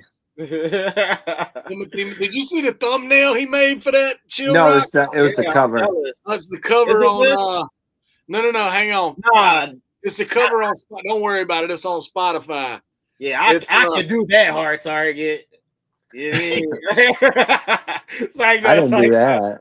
I'm still kind of getting a little bit better at it, if that makes sense. Like, I just really do it enough to where our shit looks presentable, man. I'm not like what I say, a jack of all trades, a master of none. You know what I mean? I love the thumbnails, bro. I was just saying, like, I'm jealous because I wish I can make them that pop out 3D like type shit. I'm like, damn. All right, let's get into this. Go ahead, Hard Target. It's one of my least favorite parts of doing it. There was a point in time where I like, because I've never had a job really, but one. And there was a point in time for like 4 or 5 years where this was my job, where to keep afloat, I was graphic designing for like mixtape DJs. Back in the day, like J Arms and fucking all those, like back in the late 2010s, and I fucking hate it. I don't like opening the program. I hate it. Well, I enjoy your work, and that's all I'm going to say. Some of us actually wish our thumbnails could be like that so we can start to generate 100,000 views. Gang, gang. Just saying. But let's get into this. Yo, man, you already know what it is. And if you don't, pause the video right now. Smack shot your mind and make a video and smash that like button, man. Back with another video, man. Back with another banger, man. But this time, we got Cymple Man and Hard Target both on the channel. And we about to break down Himothy. We about to go through this. They wanted to see what y'all had to say about it. So we about to get into it. Oh, hold on. Mega Barbie. What'd you just sing, girl? Shout out to Mega Barbie with the $10 banger. Home and Sacrifice are amazing tracks, in my opinion. But and we request tracks to reactors, sometimes the touching stuff is not introduction that grabs attention. Also, many reactions get left on Patreon only. Well, listen, bro, me and Target are both well aware that like the real sentimental, I guess you would say, or emotional tracks they never really do that well, honestly. They just don't for the most part, the videos and everything, but that still don't keep us from making them. And you get some of the realest responses from fans on those, because people will hit you up and be like, hey, I lost my mom a couple months ago. This helped me through this. Yeah, stuff like that does well. Stuff like that, which is that's you can't put a price on that. Nah, at all. You can't, bro. That's why people are loving you guys right now, because y'all being y'all selves. Y'all not coming on and feeling like y'all somebody that y'all not, or you're not letting your ego feed the people. Y'all just being y'all, and that's what people are loving. Don't let them fool you guys. Don't let them fool you guys. He PayPal'd me $100 to join the live. Man, fuck out of here. He threw a disclaimer. PayPal me $4.99. I ain't saying shit.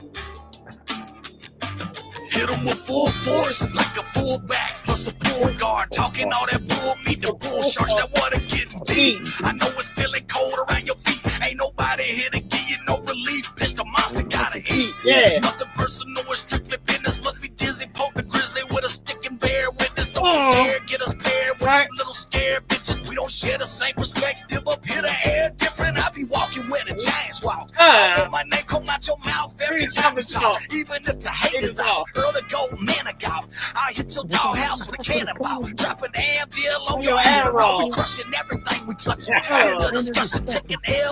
Bro, you were cooking. Jeez. Like, bro, this is the guy I don't like doing songs with, man. Like, for years. We've known each other for like 11, 12 years now. 12 years, yeah. Every fucking time we do songs, it's this right here. I'm like, okay, this fucking guy can come on here and do the most. I appreciate that. Target told me one time we was writing I think we were writing a verse at the same time. I think it was Backyard. Matter of fact, it was Backyard on that album you got, that Bennett album. And we kept calling each other when we came up with dope lines. And like halfway through the verse, he hit me up and he read me something. I was like, that's fire, bro. Listen to this shit I just wrote. And I read it to him. He was like, man, I fucking hate making songs. he was like, I forgot how much I fucking hate making songs with you, man. But sometimes I just want to do the song. I don't want to have to fucking compete for a gold medal and shit. No, you're going to have to compete now, nigga. Yes. I don't care. I love when you guys are on the track, like when people be like, yo, do this one with them too. And I'm like, no, let's just wait till they got some new stuff. Like, I already listened to some of it. I'll be like, damn. He has my favorite part on this track. He thinks I'm fucking with him. Oh, my bad. He's got my favorite part on this song. He thinks I'm screwing with him. Oh, I keep hitting the space bar. Oh, you're doing the DJ. I'm a little drunk. Yeah. That's E&J. E&J got to me. Yeah. I'm like, why he's not drinking Irk and Dirk, is he? Yes, he is. Yeah, I didn't hit him. Oh, you're a dirtbag. I can probably smell that and get drunk, bro. Oh, fuck. I only took like, 2 shots so far? I'm not drinking anymore unless a celebrity pull up. I'm good for now. Nah, but you ran this verse, like, it was to the point where it was like, yo, let me pause because thank you. Look at his shirt. Michael Jordan was just biting the Traylormade chain. Never mind. Go ahead. I'm an idiot. Open out that door that you come in. That's how they go from saying something to saying nothing. Ring the bell, we head hunting, death coming, motherfucker. I am here upstairs, baby. That's a given, but I handle my business. I'ma get it how I'm living. I don't need your help or your medical prescriptions. Step back and watch me work. They gon' love me after this one. I am ready. Sorry to disturb you while you eating, but that plate looks good, and I know looks can be deceiving. Enough to go around, and I won't bite the hand that's feeding, but we starving in this bitch, and that's a good enough reason. You can never match my energy. Oh, in my proximity. Oh.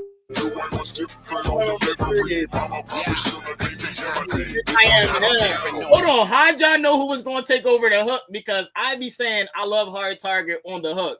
So what made y'all think like, all right, let's let you take it? This song wasn't meant for me. He wrote this. I'm allowed to say he wrote this for Broadnex to get on, and he hit me up and he's like, "Bro, check this shit out. I'm trying to get Broadnex on." And I think I asked him, I was like, has he done the verse yet? He's like, he ain't hit me back. I was like, cool, I'm going to put my verse on it now then. He's like, wait, what? Yeah. So, I Boy, wasn't supposed to be on this. Yeah. I'm happy you did though, because I feel like when one of you guys set the tone, the other is just like an animal. It's like I'm just trying to play keep up with this song. Listen, man. He says that. He says that a lot. That's what I want to hear it either. He says that a lot. Target rip shit. Target's a serial killer on the track. Even fine. So I don't that's why I was saying earlier. He has my favorite part on this track with the fuck the spotlight. I am a solar flare and a polar bear. Like somebody said it right here. Who thinks of there it is? Yeah, like who thinks of putting those words together? Yeah, see, somebody knew where I was going. Yeah. I don't even think I heard that. I called him like I don't know, 2 or 3 days after we had done this track, because you'll do some stuff and then you'll listen to it and you'll be like, sometimes you'll be like, I don't even want to hear it anymore.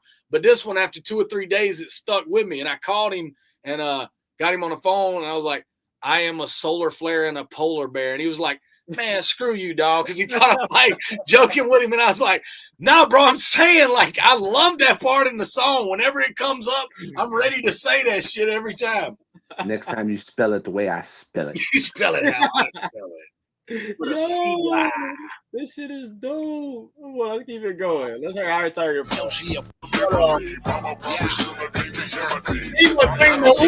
Sociopath, Freemason, Tannerite, Timothy McVeigh, bombing Mennonites. I'm bad advice. That might not get through to you, but I think this hatchet might. This is Hacksaw Ridge if he had to fight. The spotlight. I am a solar flare and a polar bear. Just spade to the throat, sandbag him if he's so prepared. Don't know what's fair. I'm eye gouging and pulling hair. Draw a line off in the sand. My inner got him going there. Speaking of death, give me a reason to step. Bro, and I love when you do this. Like, when you just go from the aggressive and then you just like, let me chill. My name hard target and shit. You know what I'm saying? Like, you just start to get calm. Like, you know what? Let me chill and say how even easier this shit is. No, Roxanne, let me chill. My name hard target and shit, bro. I don't gotta do all that shit. I am a solar flare and a polar bear. Just spade to the throat, sandbag him if he's so prepared. Don't know what's fair. I'm eye gouging and pulling hair. Draw a line off in the sand. My inner got him going there. Speaking of death, give me a reason to step. I got thoughts of decapitations, now I'm thinking ahead, so stick your neck out. I treat your spine like my last 20, baby. These are hard times, I'ma need a distraction. Said greetings. Sorry to disturb you while you eating, but that plate looks good. I know looks can be deceiving. Enough to go around and I won't bite the hand that's feeding, but we starving in this bitch and that's a good enough reason. You can never match my energy. You are nowhere in my proximity. The time I was different on the memory. Mama probably should have made me him a thing. Bitch, I am him. Bitch, I am him. Yo, that beat is so fucking tough, man. God damn. Hell to the no, dog. Man, yeah, y'all be crazy. Going in. Damn, bro. Like, hard target. What made you just say, like, you know what? Ron X ain't hop on this. I'm about to just destroy it. I just liked it whenever he sent it to me. He wanted me to just listen to it. Now, I was going to be a dick and record it and then send it to him. Like, yeah, Broadnex ain't doing it. Yeah. But I've done the same shit. He's done the same shit where I've sent him songs like, yo, what do you think of this? It's like an empty song. And like without him responding, he'll send back a verse. I'm like, oh, that's not what that was meant for. Bro, that song, remember we have that song Church? Yeah, bro, that song. I just sent it for you to listen to, and he sends back like in the verse, it's like fire. So I'm like, fuck, I can't take this off. And I know in my head, I'm like, this is a solo song, and I just wanted feedback on the beginning of it. And he fucking sent back fire ass verse. But normally when I do this now with him and like Dirty Jeff McCool too, I can't even fuck around. If I don't want him on it, I send him the song clipped off just where there's no beat playing afterwards. I'll cut the bitch. So that's like basically my way of saying you're not allowed on it. I went so far, Chillroc, he'll send me something with 2 verses on it, and I'll be like, this is fire, dog. Do you really want to keep that second verse? Or hey, can I get on there and do that? Y'all be having, that's crazy that you guys have discussions like that. Like, Well, there's a lot of times I'll do tracks where I can hear him on it, and I think there's times he'll have shit and he'll be like, "Man, I want Cymple Man to rap something on this." Mm-hmm. But like the song I have, one of my favorite songs I think it's on that album too, the Bennett album, is Clouds, and I wrote that with another singer in mind, and I could not hit the notes on it, and I sent it to Target, and I was like, "Bro, this is a real like heartfelt track." And I was like, I wrote it for this dude. And I was like, what do you think of this? And he was like, let me try it. And in my mind, I was like, I wanted him to volunteer to try to do it too. Cause I was like, I think he can find a pocket with that. And bro, it's really, I think it's one of the best hooks he's ever sung. And I'm not saying it just because it's my track. I'm not even gonna lie, and I don't even want to say it because I know it's a real sentimental song to you. I don't remember how that hook I'm goes. sure you don't. I'm positive you don't. Yeah. You didn't remember when we were shooting the video, remember? You had to go take the he had to go listen to it. Yeah. That's one thing, bro. Anytime we've shot videos, he's like a fucking robot. Like he could have a song from 5 years ago that he hasn't listened to in 5 years, turn it on, he's like, blah, blah, blah, blah, and raps the whole fucking thing. And then I go to do it. A lot of the reason is I don't write. I do it in my head. So whenever I go to memorize stuff, I have to listen to the song and write the lyrics down and then read them in format. Like a 4-bar format, so it's like ingrained in my head. Because if not, all I remember is cadence and pocket. So if you watch 99% of my videos, my words are always off because I can't remember shit. But not on Blasphemy because I hit 72 bars in 12 hours. He got me on that. Okay, but I love it. Let's just change the subject real quick, guys. I was rubbing because he always does this every time we go to video shoots. I'm like, I'm so glad you fucking dropped the ball today, bro. When he's doing Hi Ryan, we shot him back to back, and he was having such a hard time remembering him. I'm like, finally, Superman bleeds. Hey, I was getting pissed, bro, because you're always your worst critic, and I was so mad when I was fucking shit up. And when you get mad, it just makes it worse. You don't remember anything. But I do remember, I did think of a funny story. We were in Blackshear, and we're on stage together. I just think this is one of the funniest stories of us. It wasn't Blackshear. It wasn't Blackshear. It was the place with the beach where they came out and were like, if you tell them to move that gate again, we're kicking y'all out of the venue. No, that wasn't Ohio. That might have been Louisiana. That was Louisiana. Louisiana. I know what you're going to say, but go ahead. He messed up one of his verses, which we did a lot. Sometimes I would start on a spot that was his verse, and he'd just adjust, and then he'd do his verse on my part of the song. So shit like that was not uncommon. So how often do y'all have to adjust? Man, a lot. There was times we freestyled our whole verse up there. There was times we screwed up and just freestyled our whole verse. But he had messed up one time that night already. I think we were just starting the show. And what song was coming on? It was right before Sunday. I was right before Sunday, and my verse is about to come in. Wes is singing the hook, and I walk up to him. I'm like, bro, how does my verse start? All I need is hear his first line, and I'll remember.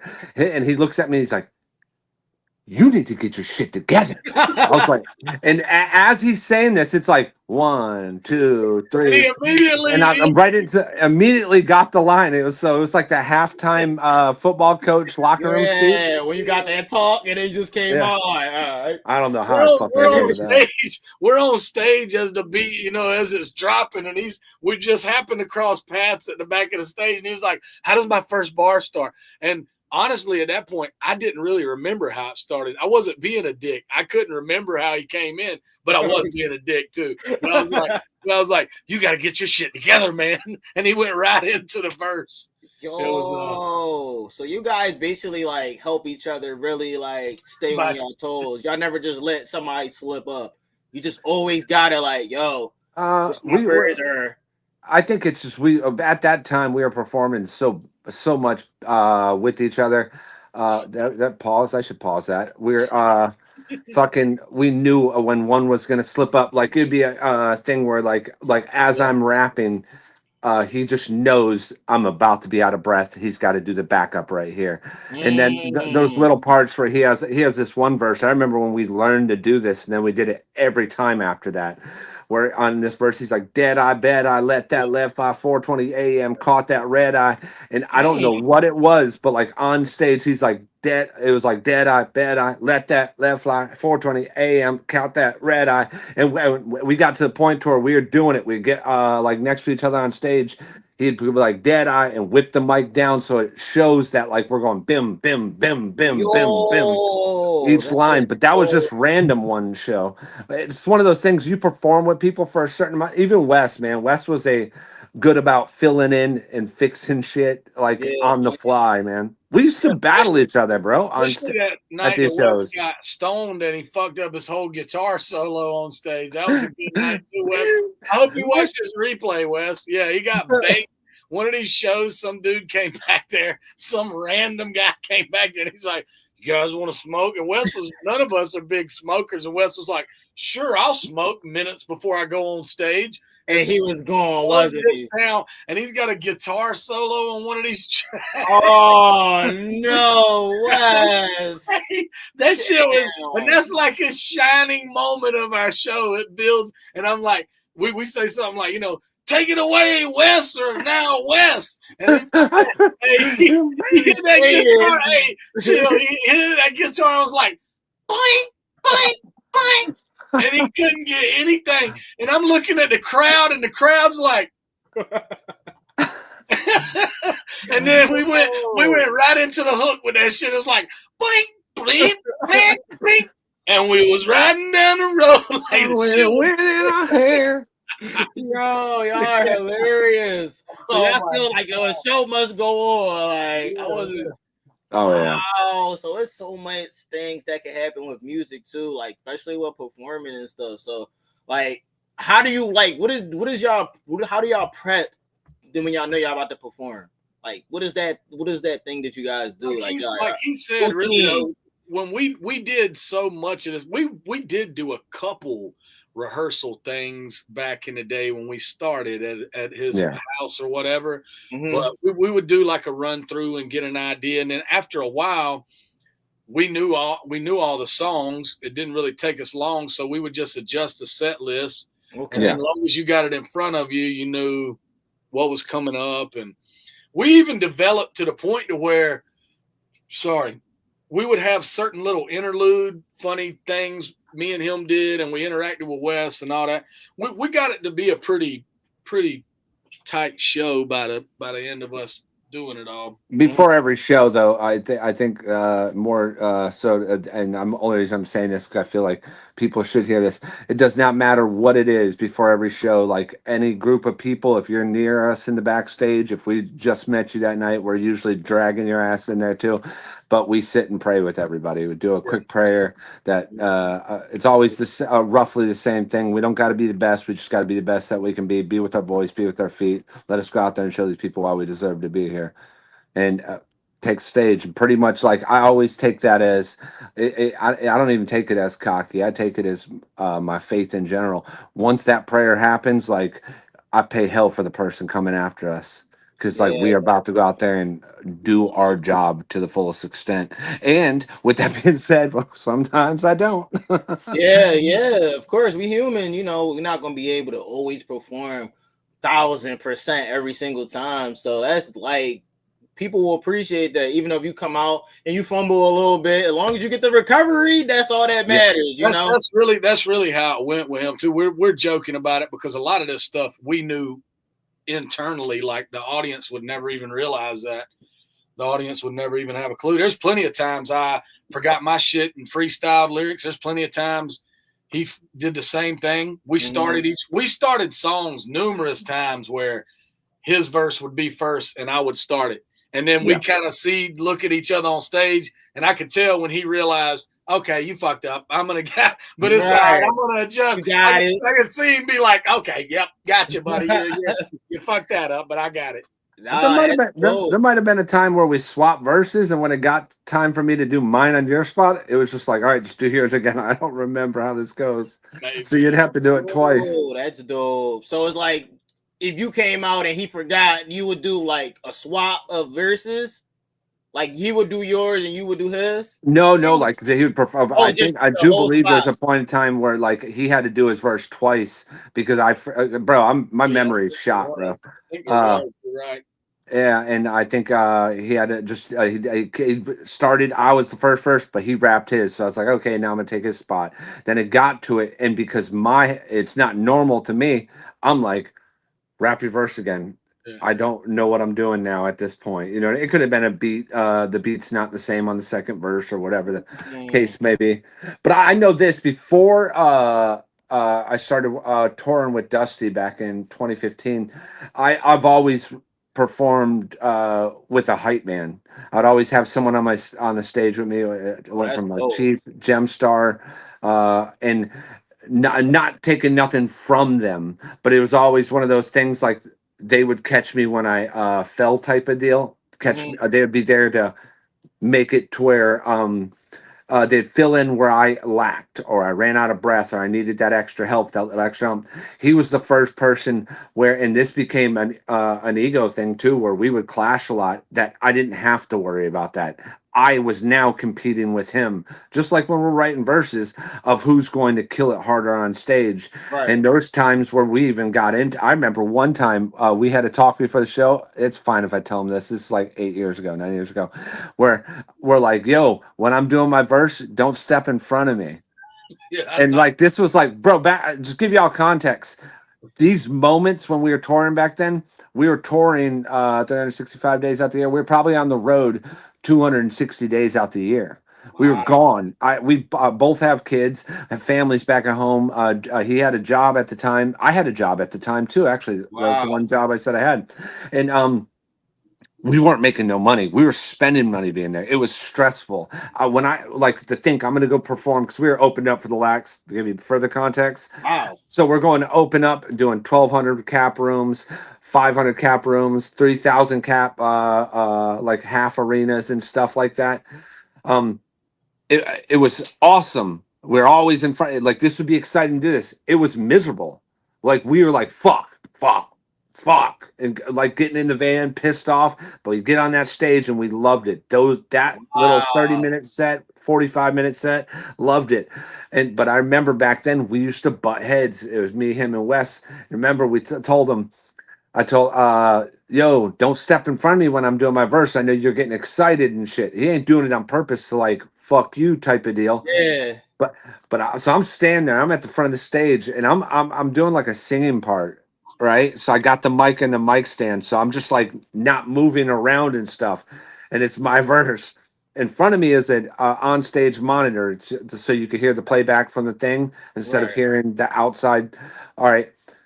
The monitor's right on the edge of the stage, so it's like 6 inches of stage, and then it drops on the other side of the monitor. I'm rapping my verse, da-da-da. He steps in front of the monitor on the edge and starts doing my backups in front of me like this.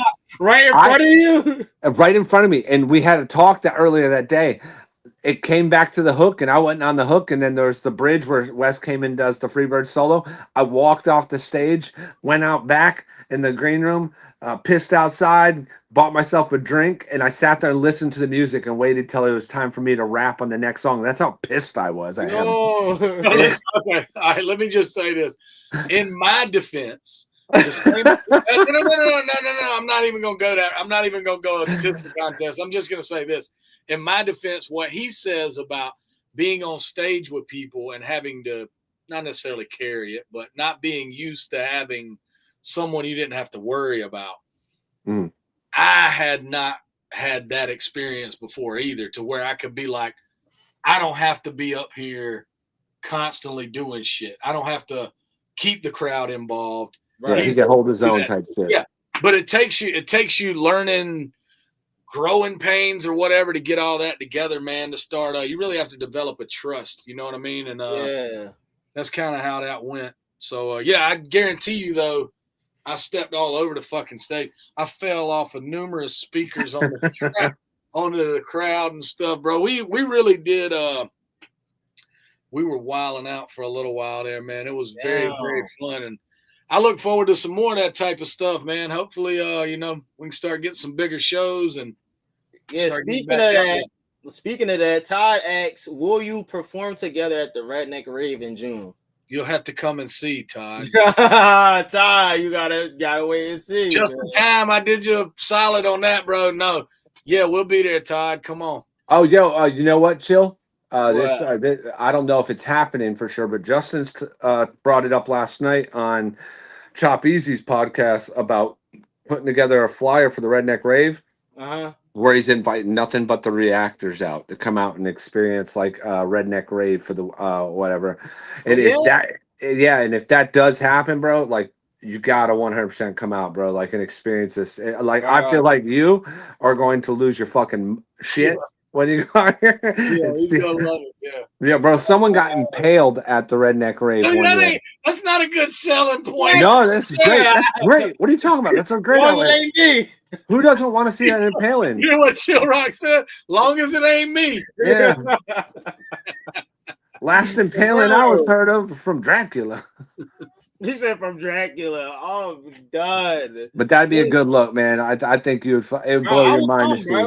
I will come, bro. But work just be in the way. Like my PTO time be so low, and like put in that leave, bro. Put in the leave. It's worth it, right? Do you get to work overtime and bank that as comp time if you want to, or leave? Do you get to do that? Yeah, I think I can do that. I've been starting to do that. You do security, right? Yeah. Top flight security. Top flight security of the world, Craig. We something like that. What do you do? What do you do security for? If you don't mind me asking. I do it at like a Walmart. Oh, damn! What the fuck? Y'all Walmart's turned up like that? Yeah, that must be crazy. I feel like I saw you with a bulletproof vest and a gun. Yeah. Yo, you ain't seen me with a gun though. Huh? Oh yeah. Okay. With a gun though. No, I was gonna say, I was like, yo, fucking self checkout is turned. Nah, bro, they definitely be running down in there though. I'm not. Put the pork chops down. Put the pork chops in the bag. Move back away from the fries. People are stealing eggs. I don't care if it's roll black. Listen, shout out to Lacey Media Production. Make sure you guys go over there and subscribe to her with the $10 donation. Bitter Betty vodka. Yeah, Bitter Betty. She said, "I'm going to Redneck Rave. You gotta come chill. Yeah. Also, hi, yo, low key. I'm making it happen right now. I'm planting the seed. Y'all make sure y'all get there at the same time. Bitter Betty, Domo, you, FTB, the 2 Protects 1, all these cats like that are in this circle. Get a fucking big ass Airbnb. Y'all got to spend $100 each or something like that and have it for the weekend. Yo, that's what we're doing. I think that's what we should do. You guys made me want to put it in this league. Yeah, starting now. Yeah, you got till what, July it is? July? All right, I'm going to put in some work. Bro, if you go out there, get a handheld, do some on the spot interviews. I'll do some IRL content. Yeah. I would definitely do that, bro. Definitely. Bro, y'all making me want to put it in. Shout out to Maga Barbie with the $10 banger. Go ahead. Hey, Maga Barbie, we greatly appreciate you. Yo. Elena, I think Elena Rose. Definitely. I think is her name also. And I'm forgetting people. I know there's a lot of people that are constantly in here supporting me and him. A lot of times I get a reaction, and by the time I get there, there's already like 7. They're already killing the comments. They're already killing the comments, man. As you guys should. As they should. We appreciate you guys when you guys leave comments. You don't got to leave a long thought out comment. Just some emojis will help get people into the algorithm and help push to other people. Yeah, you guys deserve it though, for sure. You said you're gonna vlog the whole thing. Lacey not playing. All right, well, once that liquor kicks in, you gotta shut that camera off though, okay? Who, me? Me. I'm not drinking. Hey, bro, you come up there, you're drinking whiskey with us. Oh my god, bro! Anytime I drink whiskey, I'm not me at the end of the day. Like, bro, that's the fun part. Ian J's crazy. E&J, all I need is like 2. Bro, I used to love. I was gonna say he probably drank that shit. For a solid 2 years of my life was E&J. That was probably it, man. You probably have bad credit too. Yeah, all that shit. I did have food stamps for a little while. I guess I couldn't get a Hey, job. bro, I miss food stamps. That shit was crazy. I only Yeah, had it I for a remember little we used to while. go to the gas station and you'd be like, "You want a bag of chips?" They're getting all the munchies right there. I remember being on tour and going out to Crucifix and being like, "Hey man, I'll grab the groceries and shit like that." And I was like, he's like, "No man, I got it." I was like, "Man, it's food stamps. I'm good. I got money." And he's like, "How does that work? Is it like the Monopoly money?" I'm like, "Bitch, it's ain't 92. It's like a little card." It's Monopoly, buddy. Like the old books. He thought you had the books of it. Yeah. Yo, listen, but I want to ask both of y'all questions since we got y'all on here, then, right? All right. You did Blasphemy, you did High Ryan. What made y'all step into the ring and just decide to drop? Like, just gave up everything and was just, you know what? Let me stop working on my craft. Let me drop this. Let's see what happened. It wasn't like not like to sound like egotistical or nothing. It wasn't like a stop putting a halt on our music. Like we had like the way the algorithm works on Spotify, you got to upload 14 days ahead of time to get put into the release radar. We had songs like Sun Goes Down, Home. Those were already loaded up before this diss was even an option.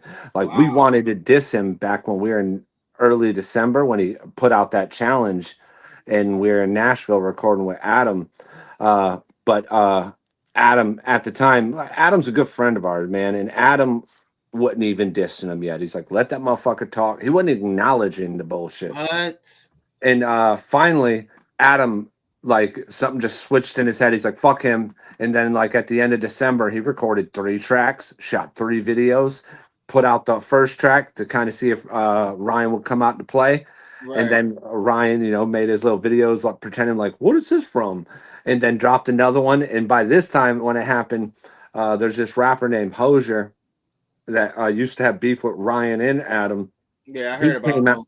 He came back out and just dissed Adam, like, conveniently, and not Ryan. And they became buddies. And then there's a rapper named Just Trey that's like Ryan's protege. Like, right, yeah, I heard him.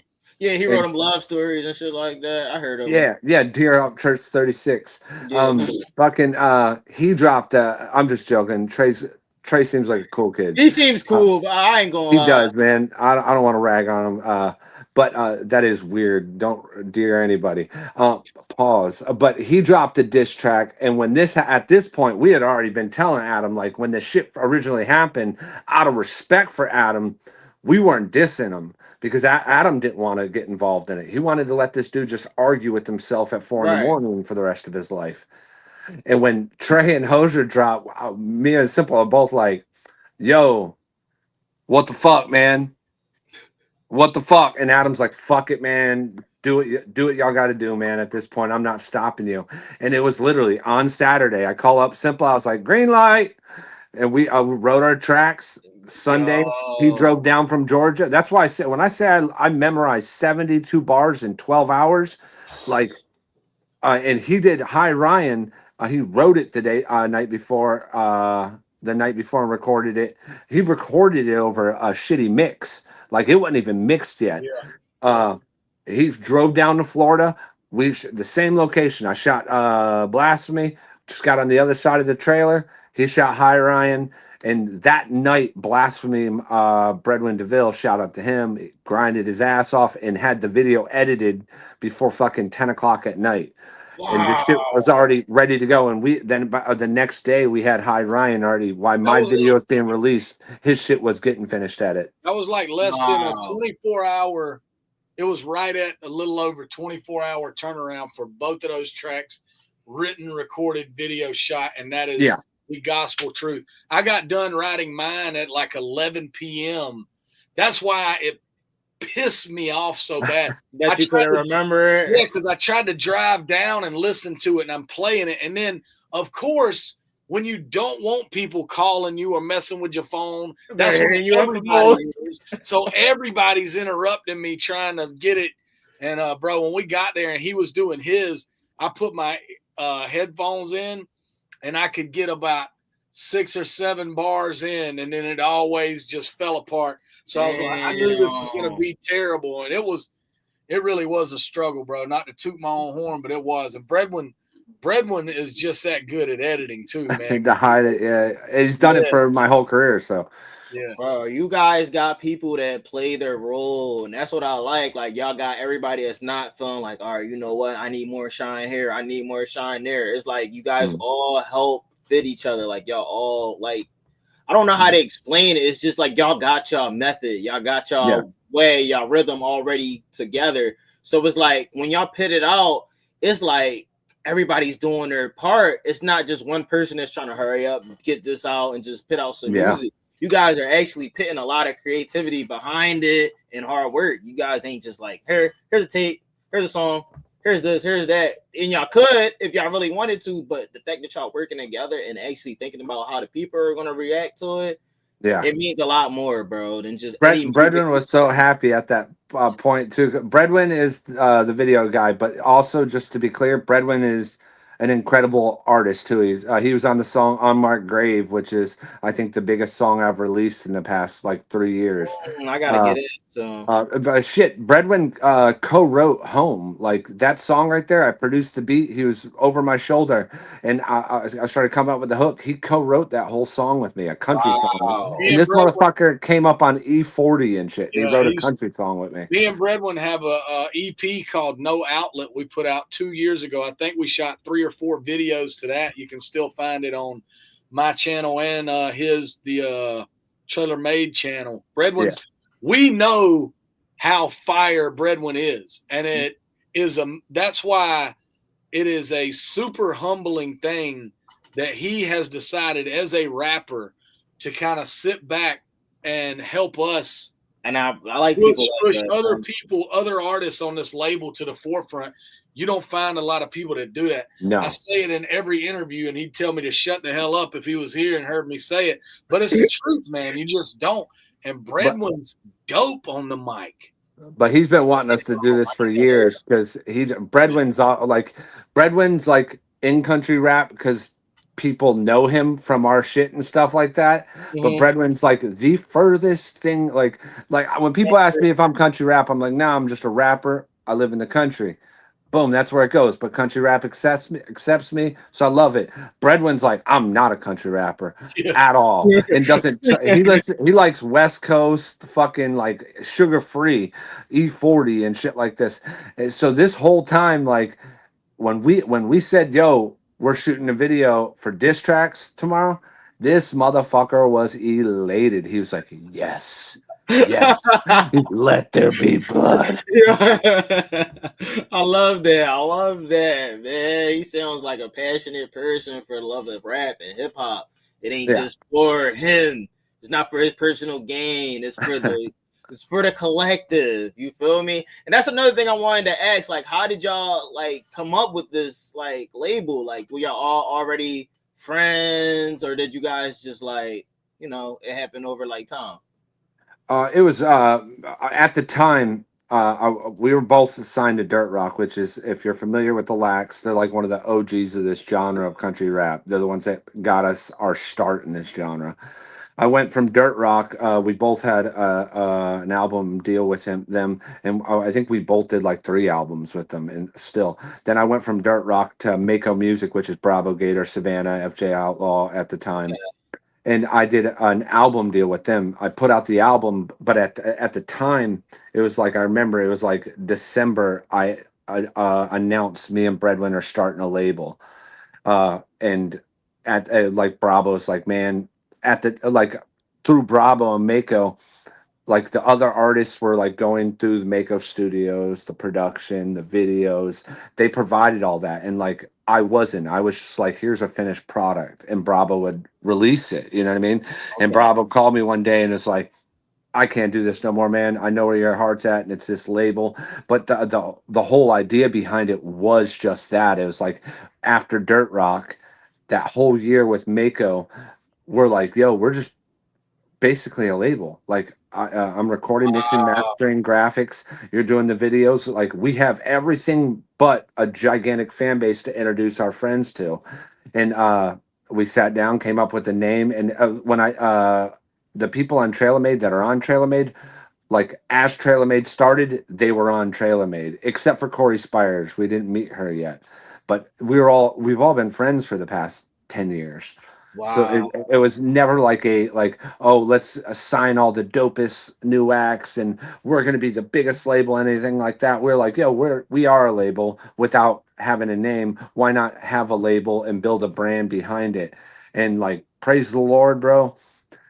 The people that were following us prior immediately just locked right in. They're like, Traylormade, we love it. And artists like Cymple Man, Dirty, Moxon Creek, Florida Dolph was the first artist we announced as the being on there. Everyone was like, yep, we're on board. We love this. This is great. We love it. We didn't miss a beat between Dirt Rock, Mako, and Traylormade. Dang, bro. Yo, I was thinking about that shit for like a week. Like, I was like, yo, I wonder what they gonna say. Like, how did it really come together? Because, sometimes people already just be like, yeah, I'm going to sign this artist, all the hottest people and within the area, and to try to create something, I guess. No. And the person that came up with the name was actually Breadwin. And again, the furthest from country at all. Yeah. We were just going through names, kept saying names. And I remember for like 2 days, as soon as he said Traylormade, I looked at him. I was like, "Yep, that is 100% it. That without question." We went in the room, made the logo, showed it to everyone. Everyone's like, "Yep, we're on board." No one fought it. Wow, that's so dope. It's just like everybody, like I said, they know they role. They don't just like, I want to do this or I want to do that or I want to be the rapper. Or, you know, I like that. That's dope. That's really dope.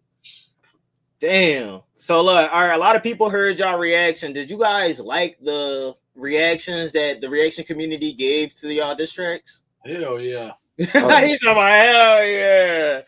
Yeah, man, I thought it was great. I thought the ones that said that Blasphemy was better than High Ryan are terrible reactors. So I thought they needed to maybe give up reacting in general and maybe move to something like water polo or, Scrabble. Nah, I'm kidding.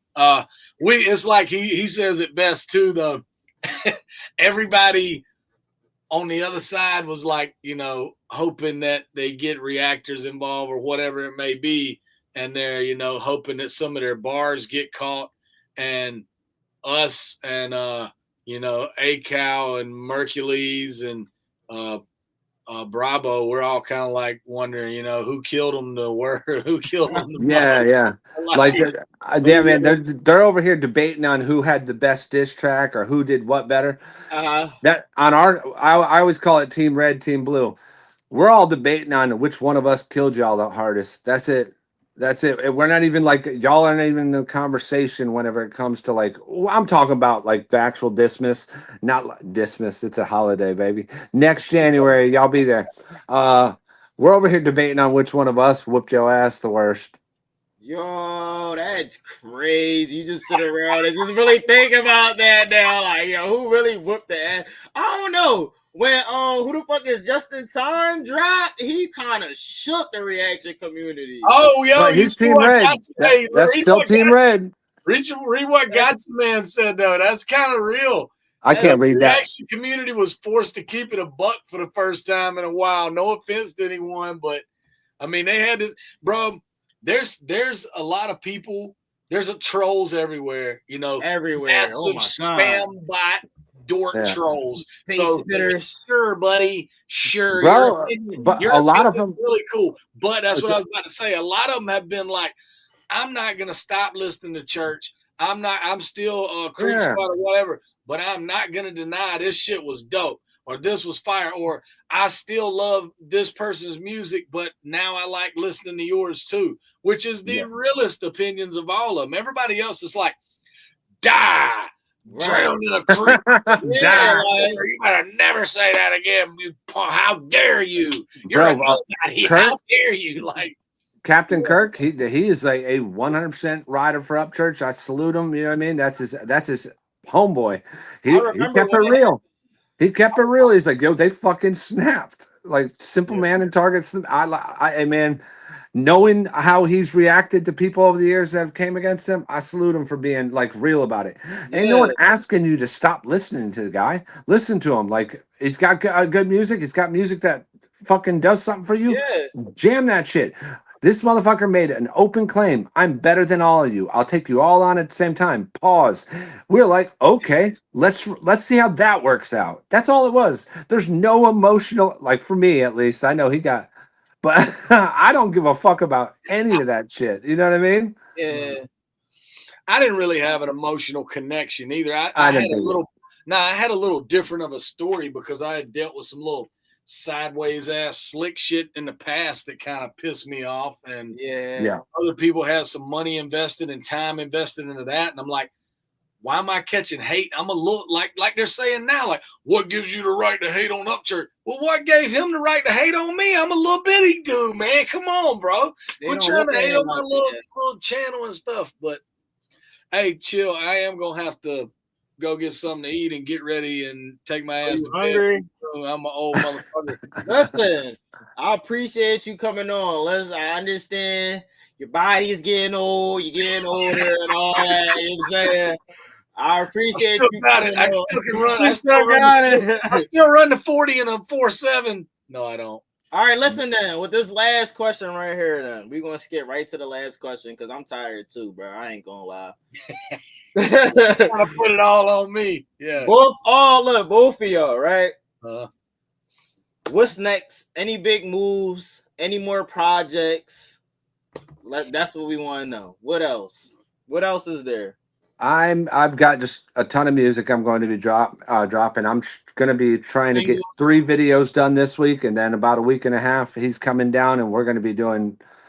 I'm hoping we're going for 4, but as of right now we got a solid 3, so we're going to knock out another song before he comes down, and at that point we might as well put out an EP of me and his stuff together. Pause again. That's just so gay, but it's just for me. I'm not an album guy. But I will take songs once they're released, X amount, and group them together, throw a couple extra ones on there, and call it a day as an album. But as of lately, and just the way the algorithm works for the smaller guys like us, albums don't benefit you as much as individual singles. That's what I like. I like to hear stuff like that because we don't be knowing. Yeah, he's right about that. I wanted to put those songs out, and I probably should have done it as 2 EPs, honestly. But I wanted to get that album out right now while people were checking on me. I wanted to put out every good song I had on deck right now, which I have some more that are coming up. But also have videos shot for that project and everything. I still have one more left. I got Little Green Army Men left. Your jam. I need that. I gotta finish that up. Actually, there's a couple more things I need to do to get that done. And then, like what he just said, we're gonna come down there and try to get some stuff done.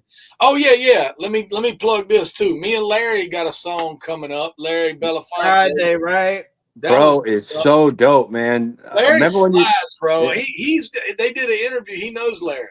Oh, bro, Larry's fire, bro. Like, hell Larry, yeah, I've talked to you in chats a couple times. Send me a song. I followed you on IG. I want to be a rapper. I've been saying it for a long time. A lot of people been sleeping on Larry. Like, they just don't understand. Like, when I be listening to him rap, I be like, bro, you deserve way more. Like, for the stuff he did on that track, golly, dog. He's really good with that. Man, I will talk forever about rap and stuff, but he's really good with how he delivers his verse conversationally, and it's lyrical as fuck. He's describing in that Put Me in the Game, Coach. It's just really dope how you don't just start rapping and rap how Larry does. Larry's been rapping a long time. Yep, I said that. I was like, I could tell, like, you worked on your craft for many years. And he told me, I had the interview I did with him, and he was just telling me about all the stuff he'd been through, and it just pushed him to just want to be the artist that he is. And next January, he needs a diss Upchurch. Yeah. And me and shut up. Me and Mike Sons got a track dropping too. Shout out to Mike Sons, bro. He's a very talented dude, dog. And I'll tell you what, Chill, you need to check out, if you ain't heard it yet, you need to check out the one Jeff and him. What's it called? It's Monte Carlo, cigarettes and Monte Carlo. Yeah, it's fucking a jam, bro. Oh my God, bro. This guy Mike Sons is a crusher on the mic, dog, and he sings smooth as shit. Yeah, he's dope. Yeah, but I definitely gotta check it out then. I appreciate you putting in that request, man. Real rat. Like, thank you guys for pulling up, bro. Like, thank you for all the fucking support and all the reactions, man. And anyone in the chat, Lacey, fucking Domo, anyone that we've spoken to, anyone that has shared our shit, done a reel about our shit, did a live reaction. Thank you. If we ain't respond to it, it's because we ain't seen it. But if we see this shit, we're forever grateful, man. Me and him both are getting on IG, subscribing, the whole nine, man. Like, we cannot thank you guys enough. Thank you. I think what my counterpart's trying to say out here is fire, cocaine. Yo, we really appreciate y'all for tapping in with us, man. Until the next one. God bless you, man. Be good. Yeah, thank you, Chill, for real, dog. All right, man. Have a good one. All right, bro. All right, y'all. I appreciate y'all coming on. It's a wrap for the episode, ChillFAM Podcast. Big shout out to everyone that tuned in, whether you're watching, listening, or just vibing, fan. Much love always. If you rock with the podcast, don't forget to hit that subscribe, drop a comment. Let us know what you think, what topics you want to hear, and who else you guys want to pull up next time. I appreciate y'all. Much love. And shout out to all the reactors that were in here. Shout out to Black Death. Shout out to Lacey. Shout out DF Damo. Shout out to everybody. You already know what it is. Ginger, the mods. Y'all did y'all thing today. I appreciate y'all. Much love. Much love. This shit was dope, y'all. I really appreciate y'all. Matter of fact, let's do one last song. We're gonna listen to this one more time. One last time. My other favorite song. If I could, I would. Anytime, any day, any place I fall over myself. And y'all, I'm new to this, Holly, so it's kind of hard. I be kind of nervous a little bit, but I appreciate y'all, man, for real. All of y'all guys that come in here and support, it helps me be able to do the show the right way and keep it flowing. I know I didn't talk to all of you guys in the comment section. I'm about to go through these real quick. Lacey, we appreciate you with the $10 donation. The other $10 donation from MAGA Barbie, we appreciate you. She said just got the merch package off the porch. Thank you. Y'all see I got mine as well. Tapping with Cymple Man. Tell him y'all want these back. Also got the poker chip from Cymple Man. And the Bennett CD, the physical copy. Who else? $5 donations from Sherry to AF Vet. Make sure you guys go over to her channel, subscribe, show love. Go show love over to her channel. She said, Chillroc, I'm glad you introduced ChillFAM Mafia to Cymple Man and Hard Target. Both of y'all kicked ass. That's what we were trying. We were trying to learn. We're trying to learn how to be a good host. Y'all don't forget to like and subscribe. All these guys, hit the notification bell. Cymple Man, new album, Under Dawg, is fire. Man, we appreciate y'all, man. Definitely all you guys came through here and showed love. New sub, JD704. I seen your question earlier. You talked about Jam Wayne's chest, rap chest, fucking fire, phenomenal track. We actually reacted to it twice. We had the recap of the whole situation. Yo, Larry, yeah, them boys real. They the real deal, bro. You know what motherfuckers say, real niggas? That's what they are. Hard Target and Cymple Man, they real niggas. All right, we about to vibe out real quick. I appreciate you, JD. Sacrifice myself. If I could, I would. 30. Anytime, any day, any place I fall over myself. Sacrifice myself. We gotta stop all the comparisons. Live inside these moments and learn to cherish them. See the value when we sharing them. The blessing of life his life. Those ain't real problems keeping you up till midnight. Most of us are blessed far more than we acknowledge, but we basing wealth off whatever we can make in dollars. Have you ever seen a community rally behind a little girl that the doctors only gave a little time? It's brutal, rips the heart from your chest. And everywhere the parents go, whenever they're addressed, people want to know a status and if it's in remission. But all they want to do still is see her dancing on the kitchen on a Saturday night in her pajamas with a carefree smile and restore that precious energy inside their child. I know dads gotta think, Lord, why us? All while preaching the importance of never giving up and having faith. Man, the strength that must take. And mama's gotta always be a happy face. I know they wish more than anything that this is all a dream. And maybe in time that's what it seems. But things couldn't get much tougher to endure. When no one is looking, they collapse into the floor. Behind closed doors, they're at their weakest points, begging to take her place if they only had the choice. Cause if I could, I would. Every day, place I fall for myself, sacrifice my if I would. Anytime, any day, any place I fall. Shout out to Cymple Man and her Target. Appreciate y'all, man. Don't take for granted little things and simple conversations. The good times and the smiles that kept us motivated. A few lines my boy Juice wrote into his verse, and what turned out to be our last song on this earth. Damn. I think you taught us all a big lesson, big bro. It's all about the journey, not the big shows. We try to stay tighter, try to keep in touch. We still ain't reached all the goals we thought we was, but we pushing. And we learning from the past. And every video they watch at the end, they hear your laugh. We miss you down here. I know Breadwin been hurting. Your songs echoed. Oh my God. When he said Breadwin been hurting, y'all know I did not even notice that. I didn't know Breadwin was actually somebody else. Robin, what's up? Damn. I feel like I'm fucked up now that I didn't know Breadwin was actually somebody else that was on there that was all Peter Traylormade. Chillroc is not meant to be a reactor and not a singer. Fired. Fuck you. Tomorrow's uncertain. And rest in peace, Tank and Chris. Thank y'all for showing up and believing in this. I wish I could say tomorrow that this would all make sense. But the fact of the matter is we all pay rent. We don't own a thing here. It all gets left behind. And eventually the memories are gone in time. Sad but true. I'm just thankful that I have a few. While I'm here to make some sense out what we going through. Overdue. I wanted so long to be recognized. But nowadays I'm not even certain why. Because music people... And now you see that hit hard, bro. Now that the fact that when you hear Cymple Man being a real stand-up guy and not even caring about the spotlight, it's like you can see the reason why he's growing the way he's growing now.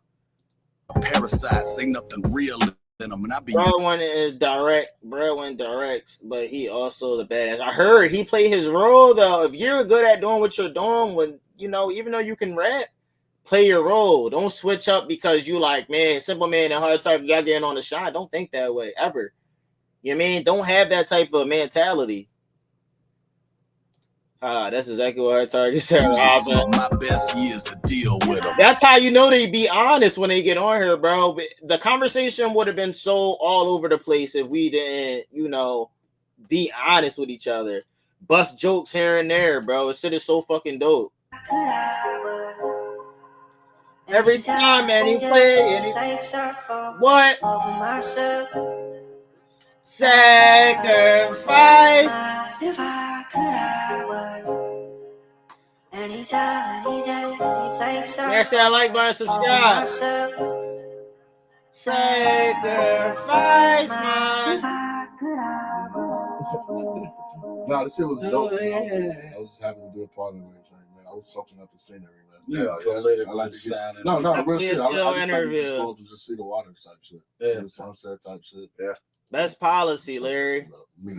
So it was great for me. Okay, well, why you just attacking me? I'm so proud, bro. I'm so proud of these dudes, man. Like, so much stuff could have stopped them from wanting to keep grinding, and the fact that it didn't, and you know, they kept on pursuing their dreams, even though they gotta work. Well, Cymple Man's still working, but it's like, damn, bro. Some people that have the talent they don't always grow as fast. The real ones don't grow quick, you know? It's always the people that are most fake with people, and they just bring in the wrong crowd, and eventually that's what happens. Let's check out a hard target one, and then we're going to check out a Larry, and then we out of here. It's still early. Let's early, yo. They needed to go to bed. Pops needed to go to bed. I thought it was like 10 o'clock. I'm like, yo.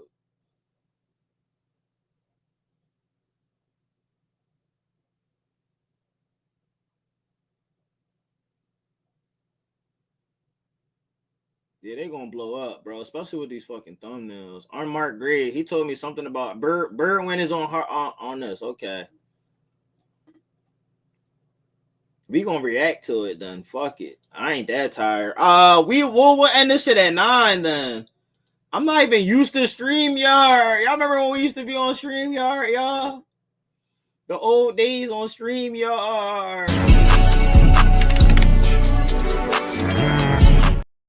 Yo, man, you already know what it is. And if you don't, pause the video right now. Smack shout your mom to make videos. Don't smash that like button, man. Back with another video, man. Back with another boop banger, man. But this time we got Hard Target and Breadwin.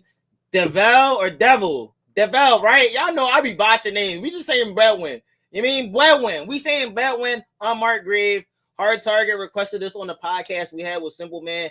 Hopefully one of these days we get Hard Target on the channel as well.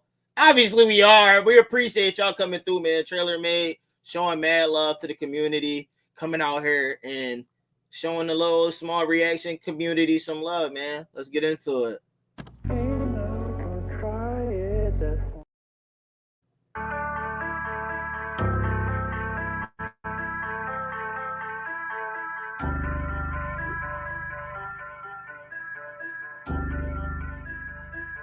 This just sounds like a movie.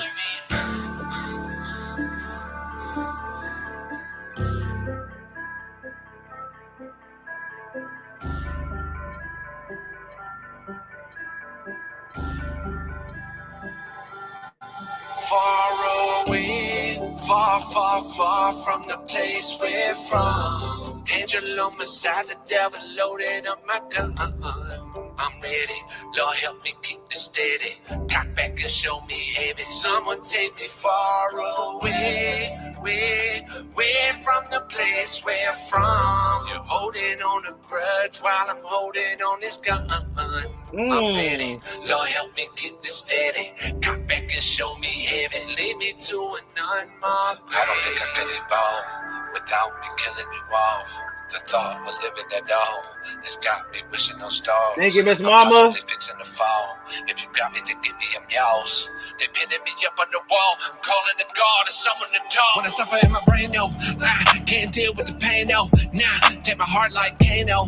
Why? Wish I do like Drano. Bye, but they told lies, and days go bye. Looking for a scapegoat, hide, and I'm trying not to buckle, but one day I know I'm a fool. And a revolver turning, slowly drinking holy water. I'm at the altar while I'm staring at the preacher's daughter. Damn. Please forgive me, I'm at the altar while I stare at the preacher's daughter. You out of pocket, Hard Target. Father. And I can't get back when I never really had it. Now I'm falling farther, far away. Hold on, let's break down his bars now. That was solid. I can't wait to hear Breadwin. Breadwin, we can't wait to hear you.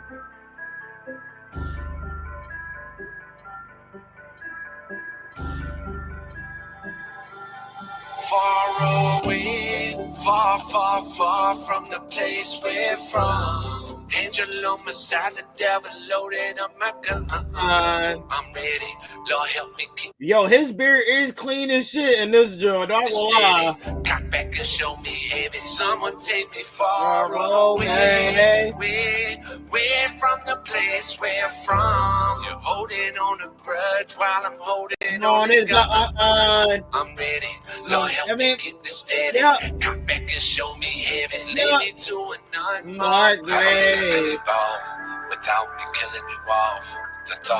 He said, I don't think I can evolve without killing you off. I feel like he could be talking about his old self, the old him from the back where he used to be from. That dog, it's got me wishing on stars. I'm possibly fixing to fall. If you got me, then give me them y'alls. They pinning me up on the wall. I'm calling the guard and someone the dog. When I suffer in my brain, no, I can't deal with the pain, no. Nah, take my heart like Kano. Why? What you do like Drano? Bah. He said, push it through like Drano. You know, when you got that clog, you put that motherfucker through the Drano. I love that they believe in God and pray from worship. Yes, facts. But they told lies and days go by. And I like how he doing like the days go by. It made me think back when he was like that. Bye. Like, you know what I'm saying? He said, I've watched a lot of Hard Target's old stuff like 12, 14 years ago. Stuff pops up in my head, in my feed, so I watch it. Yeah, bro, that's how I be, Robin. For scapegoat, hide. And I'm trying not to buckle, but one day I know I'm a fool. And a revolver turning, slowly drinking holy water. Damn, it sounds like he's saying, like, this shit was getting to a point to him. Like, it was getting to him. He said he had to what? Did he say drink holy water? He said, one day I know I'm a fool. But they told lies and days go by. Looking for a scapegoat. Looking for a scapegoat. And I'm trying not to buckle, but one day I know I'm a fool. And then you think about it. I'm not trying to buckle, but I know I'm a fool. It's the same way of saying you're going to fold. If you buckle, you fold it. You know what I'm saying? But you're not standing on your 10 toes no more. This is my ish. Yo, what's up with you, Damo? I really appreciate you pulling up too, bro. Always showing love to the channel, man. We gotta get you up here one of these Johns too, bro. That should have been dope if all four of us was up here. And a revolver turning, slowly drinking holy water. I'm at the altar while I'm staring at the preacher's daughter. I'm at the altar while I'm staring at the preacher's daughter. You nasty mother. Please forgive me, Father. And I can't get back what I never really had, and now I'm falling farther. Far away, far from the place we're from. Angel on the side, the devil loaded. I'm not on. I'm ready. Lord, help me keep it steady. You about to listen to Broadwin for the first time? Subscribe, show love. You already know what it is. Drop a like if you haven't already. Make it show me heaven. Someone take me far away.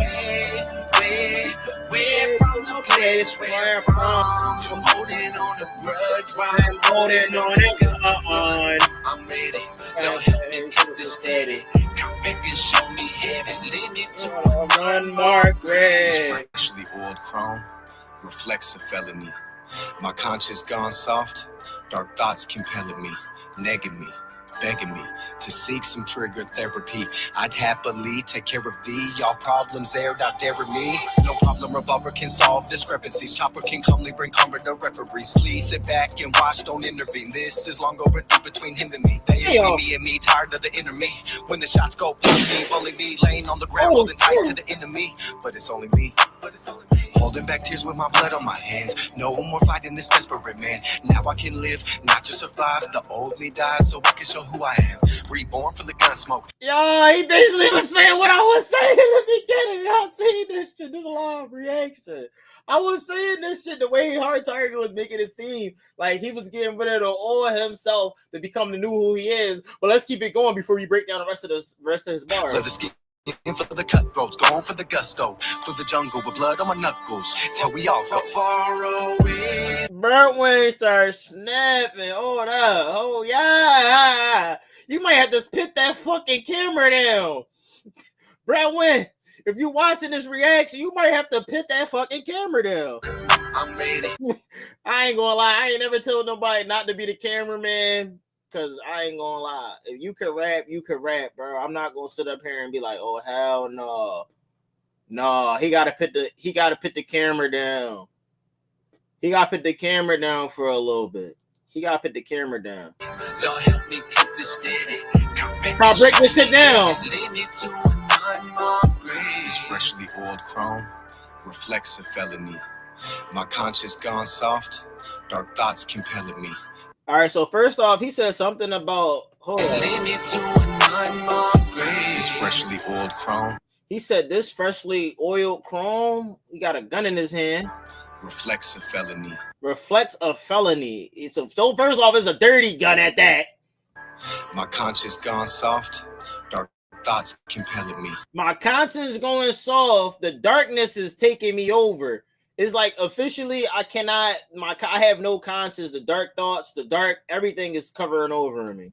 Negging me, begging me to seek some trigger therapy. The dark thoughts is wanting to think about some trigger therapy.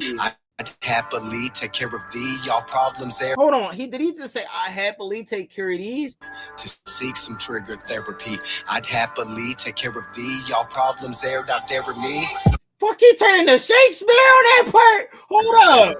I'd happily take care of y'all problems there out there with me. No problem, revolver can solve discrepancies. Chopper can calmly bring calm to referees. Hold on. He rapping too fast. For me, no problem, revolver can solve discrepancies. Problems revolvers can't solve discrepancies. Chopper can calmly bring calm to referees. Chopper King Kong is what? No problem, revolver can solve discrepancies. Chopper can calmly bring calm to referees. Chopper can calmly hold on. There with me. No problem, revolver can solve discrepancies. Chopper can calmly bring calm to referees. Chopper can calmly make. Yo, I can't do it. Yo, Shakespeare. What the fuck? This is what he is. Modern day Shakespeare. Fuck that camera. Back and watch, don't revolver can solve discrepancies. Chopper can calmly bring calm to referees. Please. Something about the gun becoming a referee or some shit. Me, no problem, revolver can solve discrepancies. Chopper can calmly bring calm to referees. Please sit back and watch, don't intervene. This is long overdue between him and me. Please sit back, don't intervene. This shit is between me and whoever he talking about. You know what I'm saying? Referees, please sit back and watch, don't intervene. This is long overdue between him and me. This is long overdue between him and me. Me and me, tired of the enemy. Hold on, slow down, Bradwin. Intervene. This is long overdue between him and me. Me and me, tired of the enemy. When the shots go pop, leave only me laying on the ground, holding tight to the enemy. But it's only me. Holding back tears with my blood on my hands. No more fighting this desperate man. Now I can live, not just survive. The old me died so I can show who I am. Reborn from the gun smoke, leather skin for the cutthroats, going for the gusto. Through the jungle with blood on my knuckles, till we all go. Far away, far from the place we're from.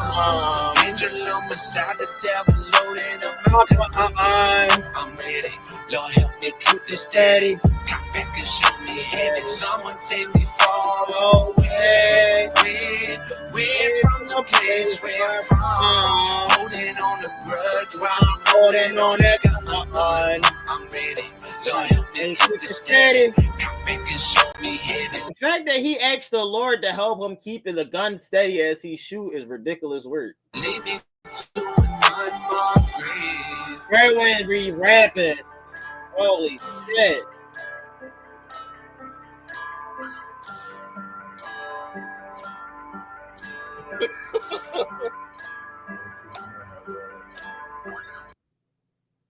They cooked.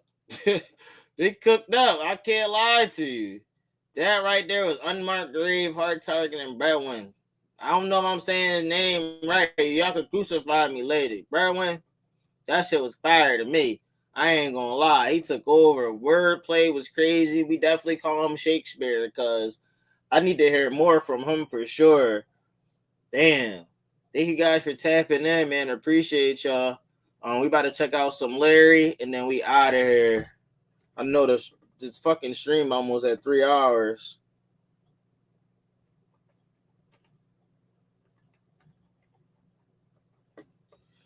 Lead me to my grave.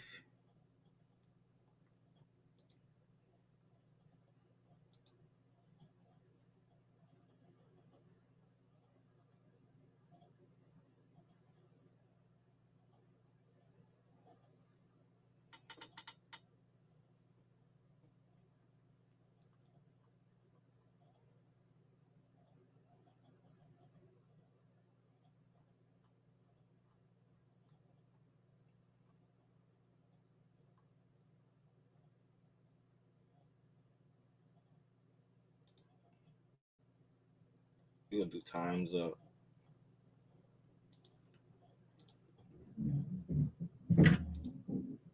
Yo, man, what's up? That was horrible.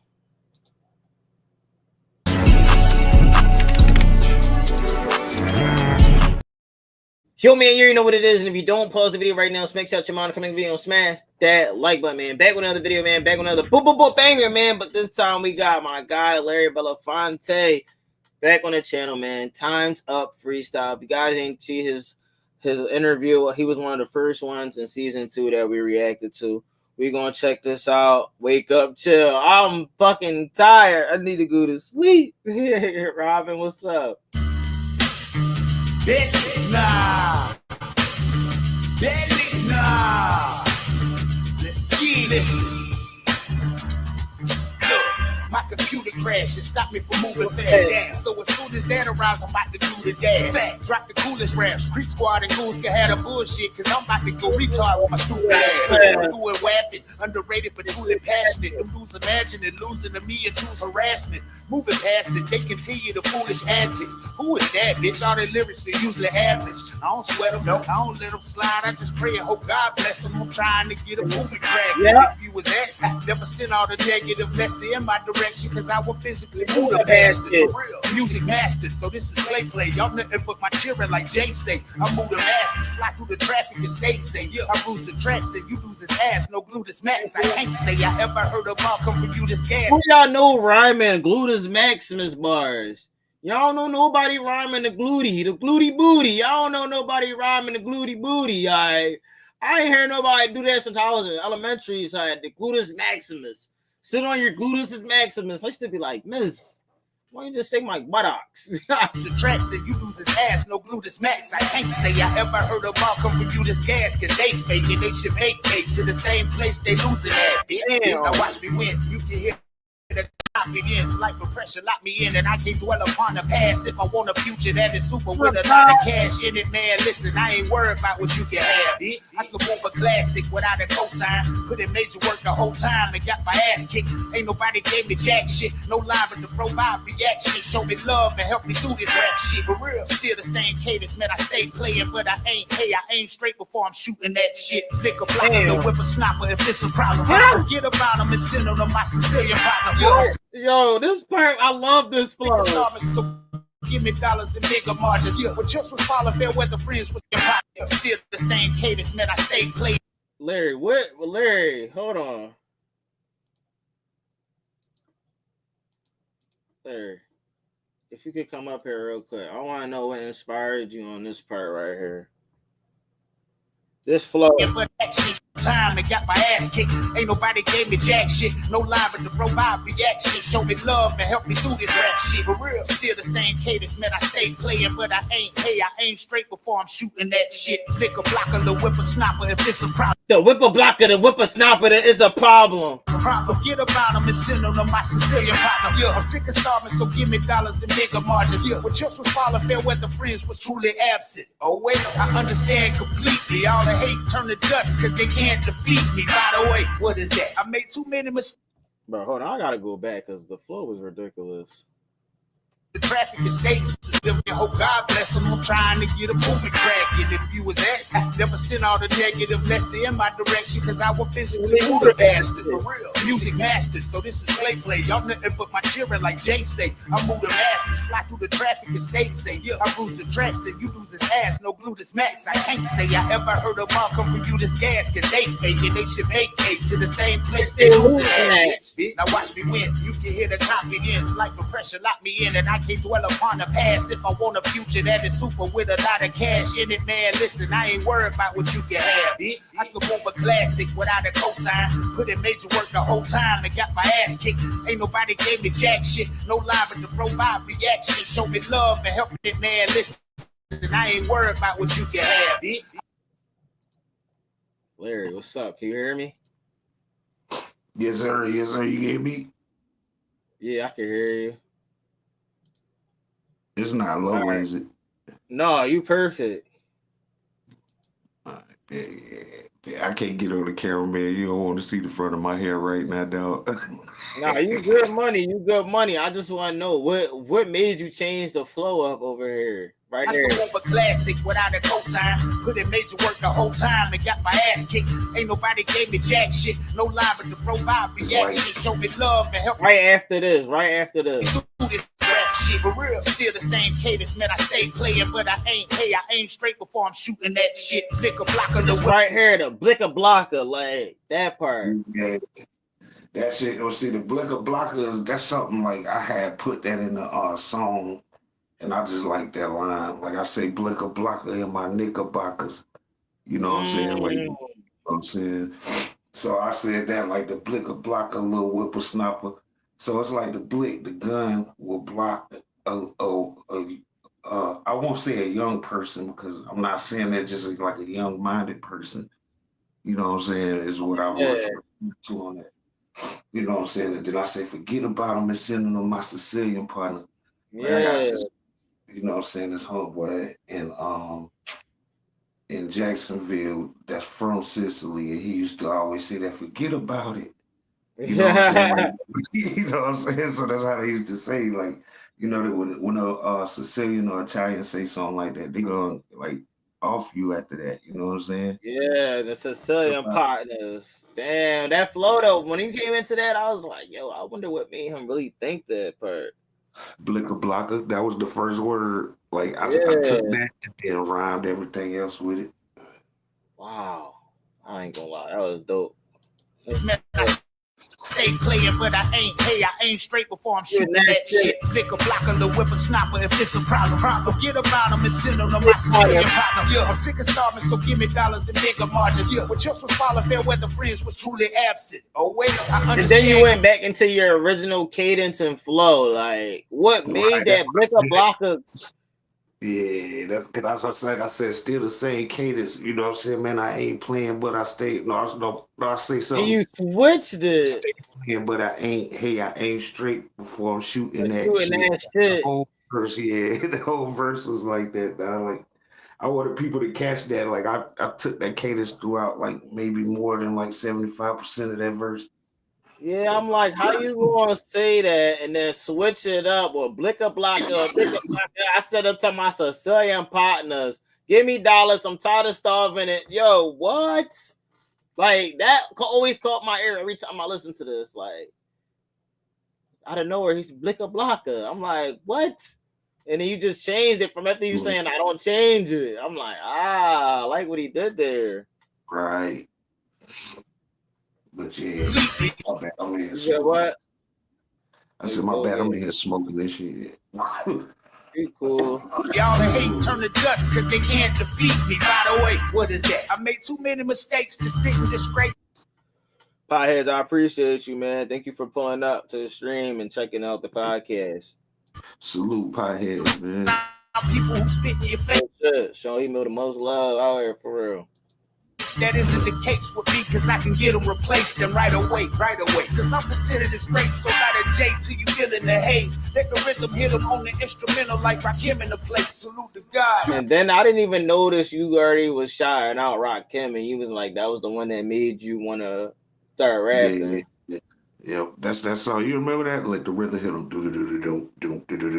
Yeah. It was like, yeah, that's why I used that. Let the rhythm hit them on the instrumental, like Rakim in the place.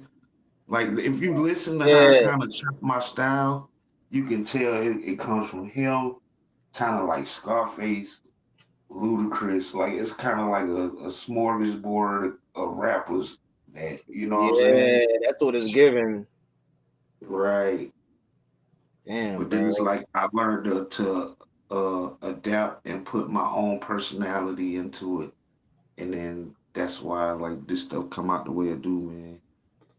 That's fucking dope, bro. I love hearing about artists and how it's not just I just said anything here and there. Like you actually be saying some shit behind the meaning of what your raps is supposed to mean.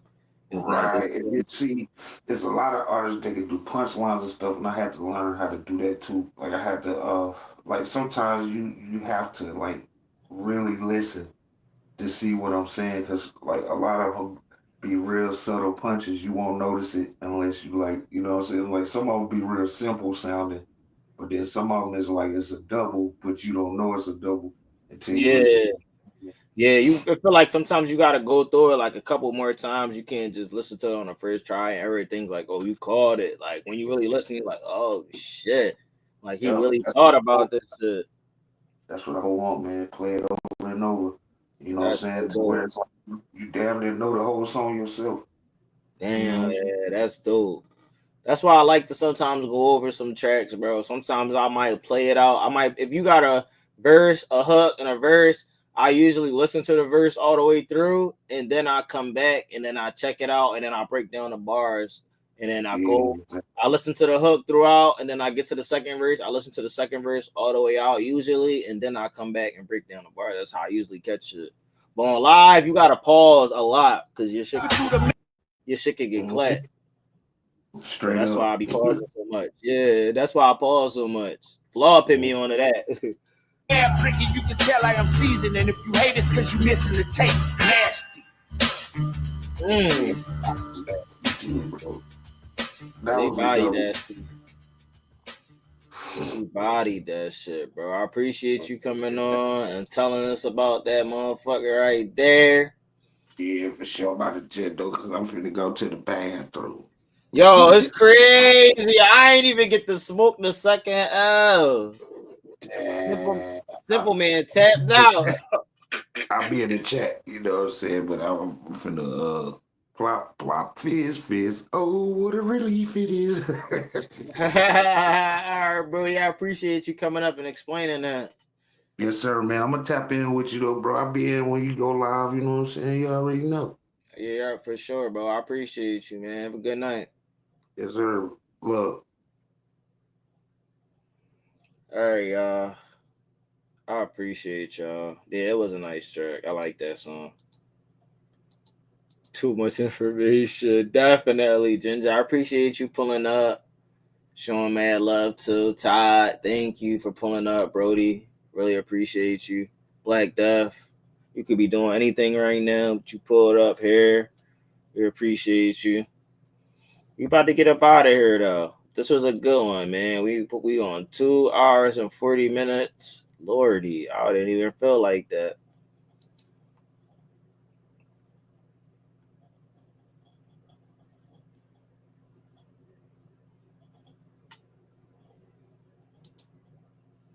Peace, y'all.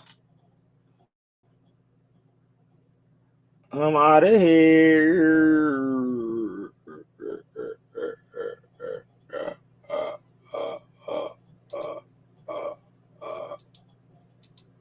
How should I leave? I'm gonna keep it G real. I don't fuck with you cause you disrespecting me. You disrespect my hood by telling me take off my flag, asking how gangster I was, nigga. You lucky on that day I was acting cool, cuz I told you I ain't got time for that. But nigga, today I got time, cuz.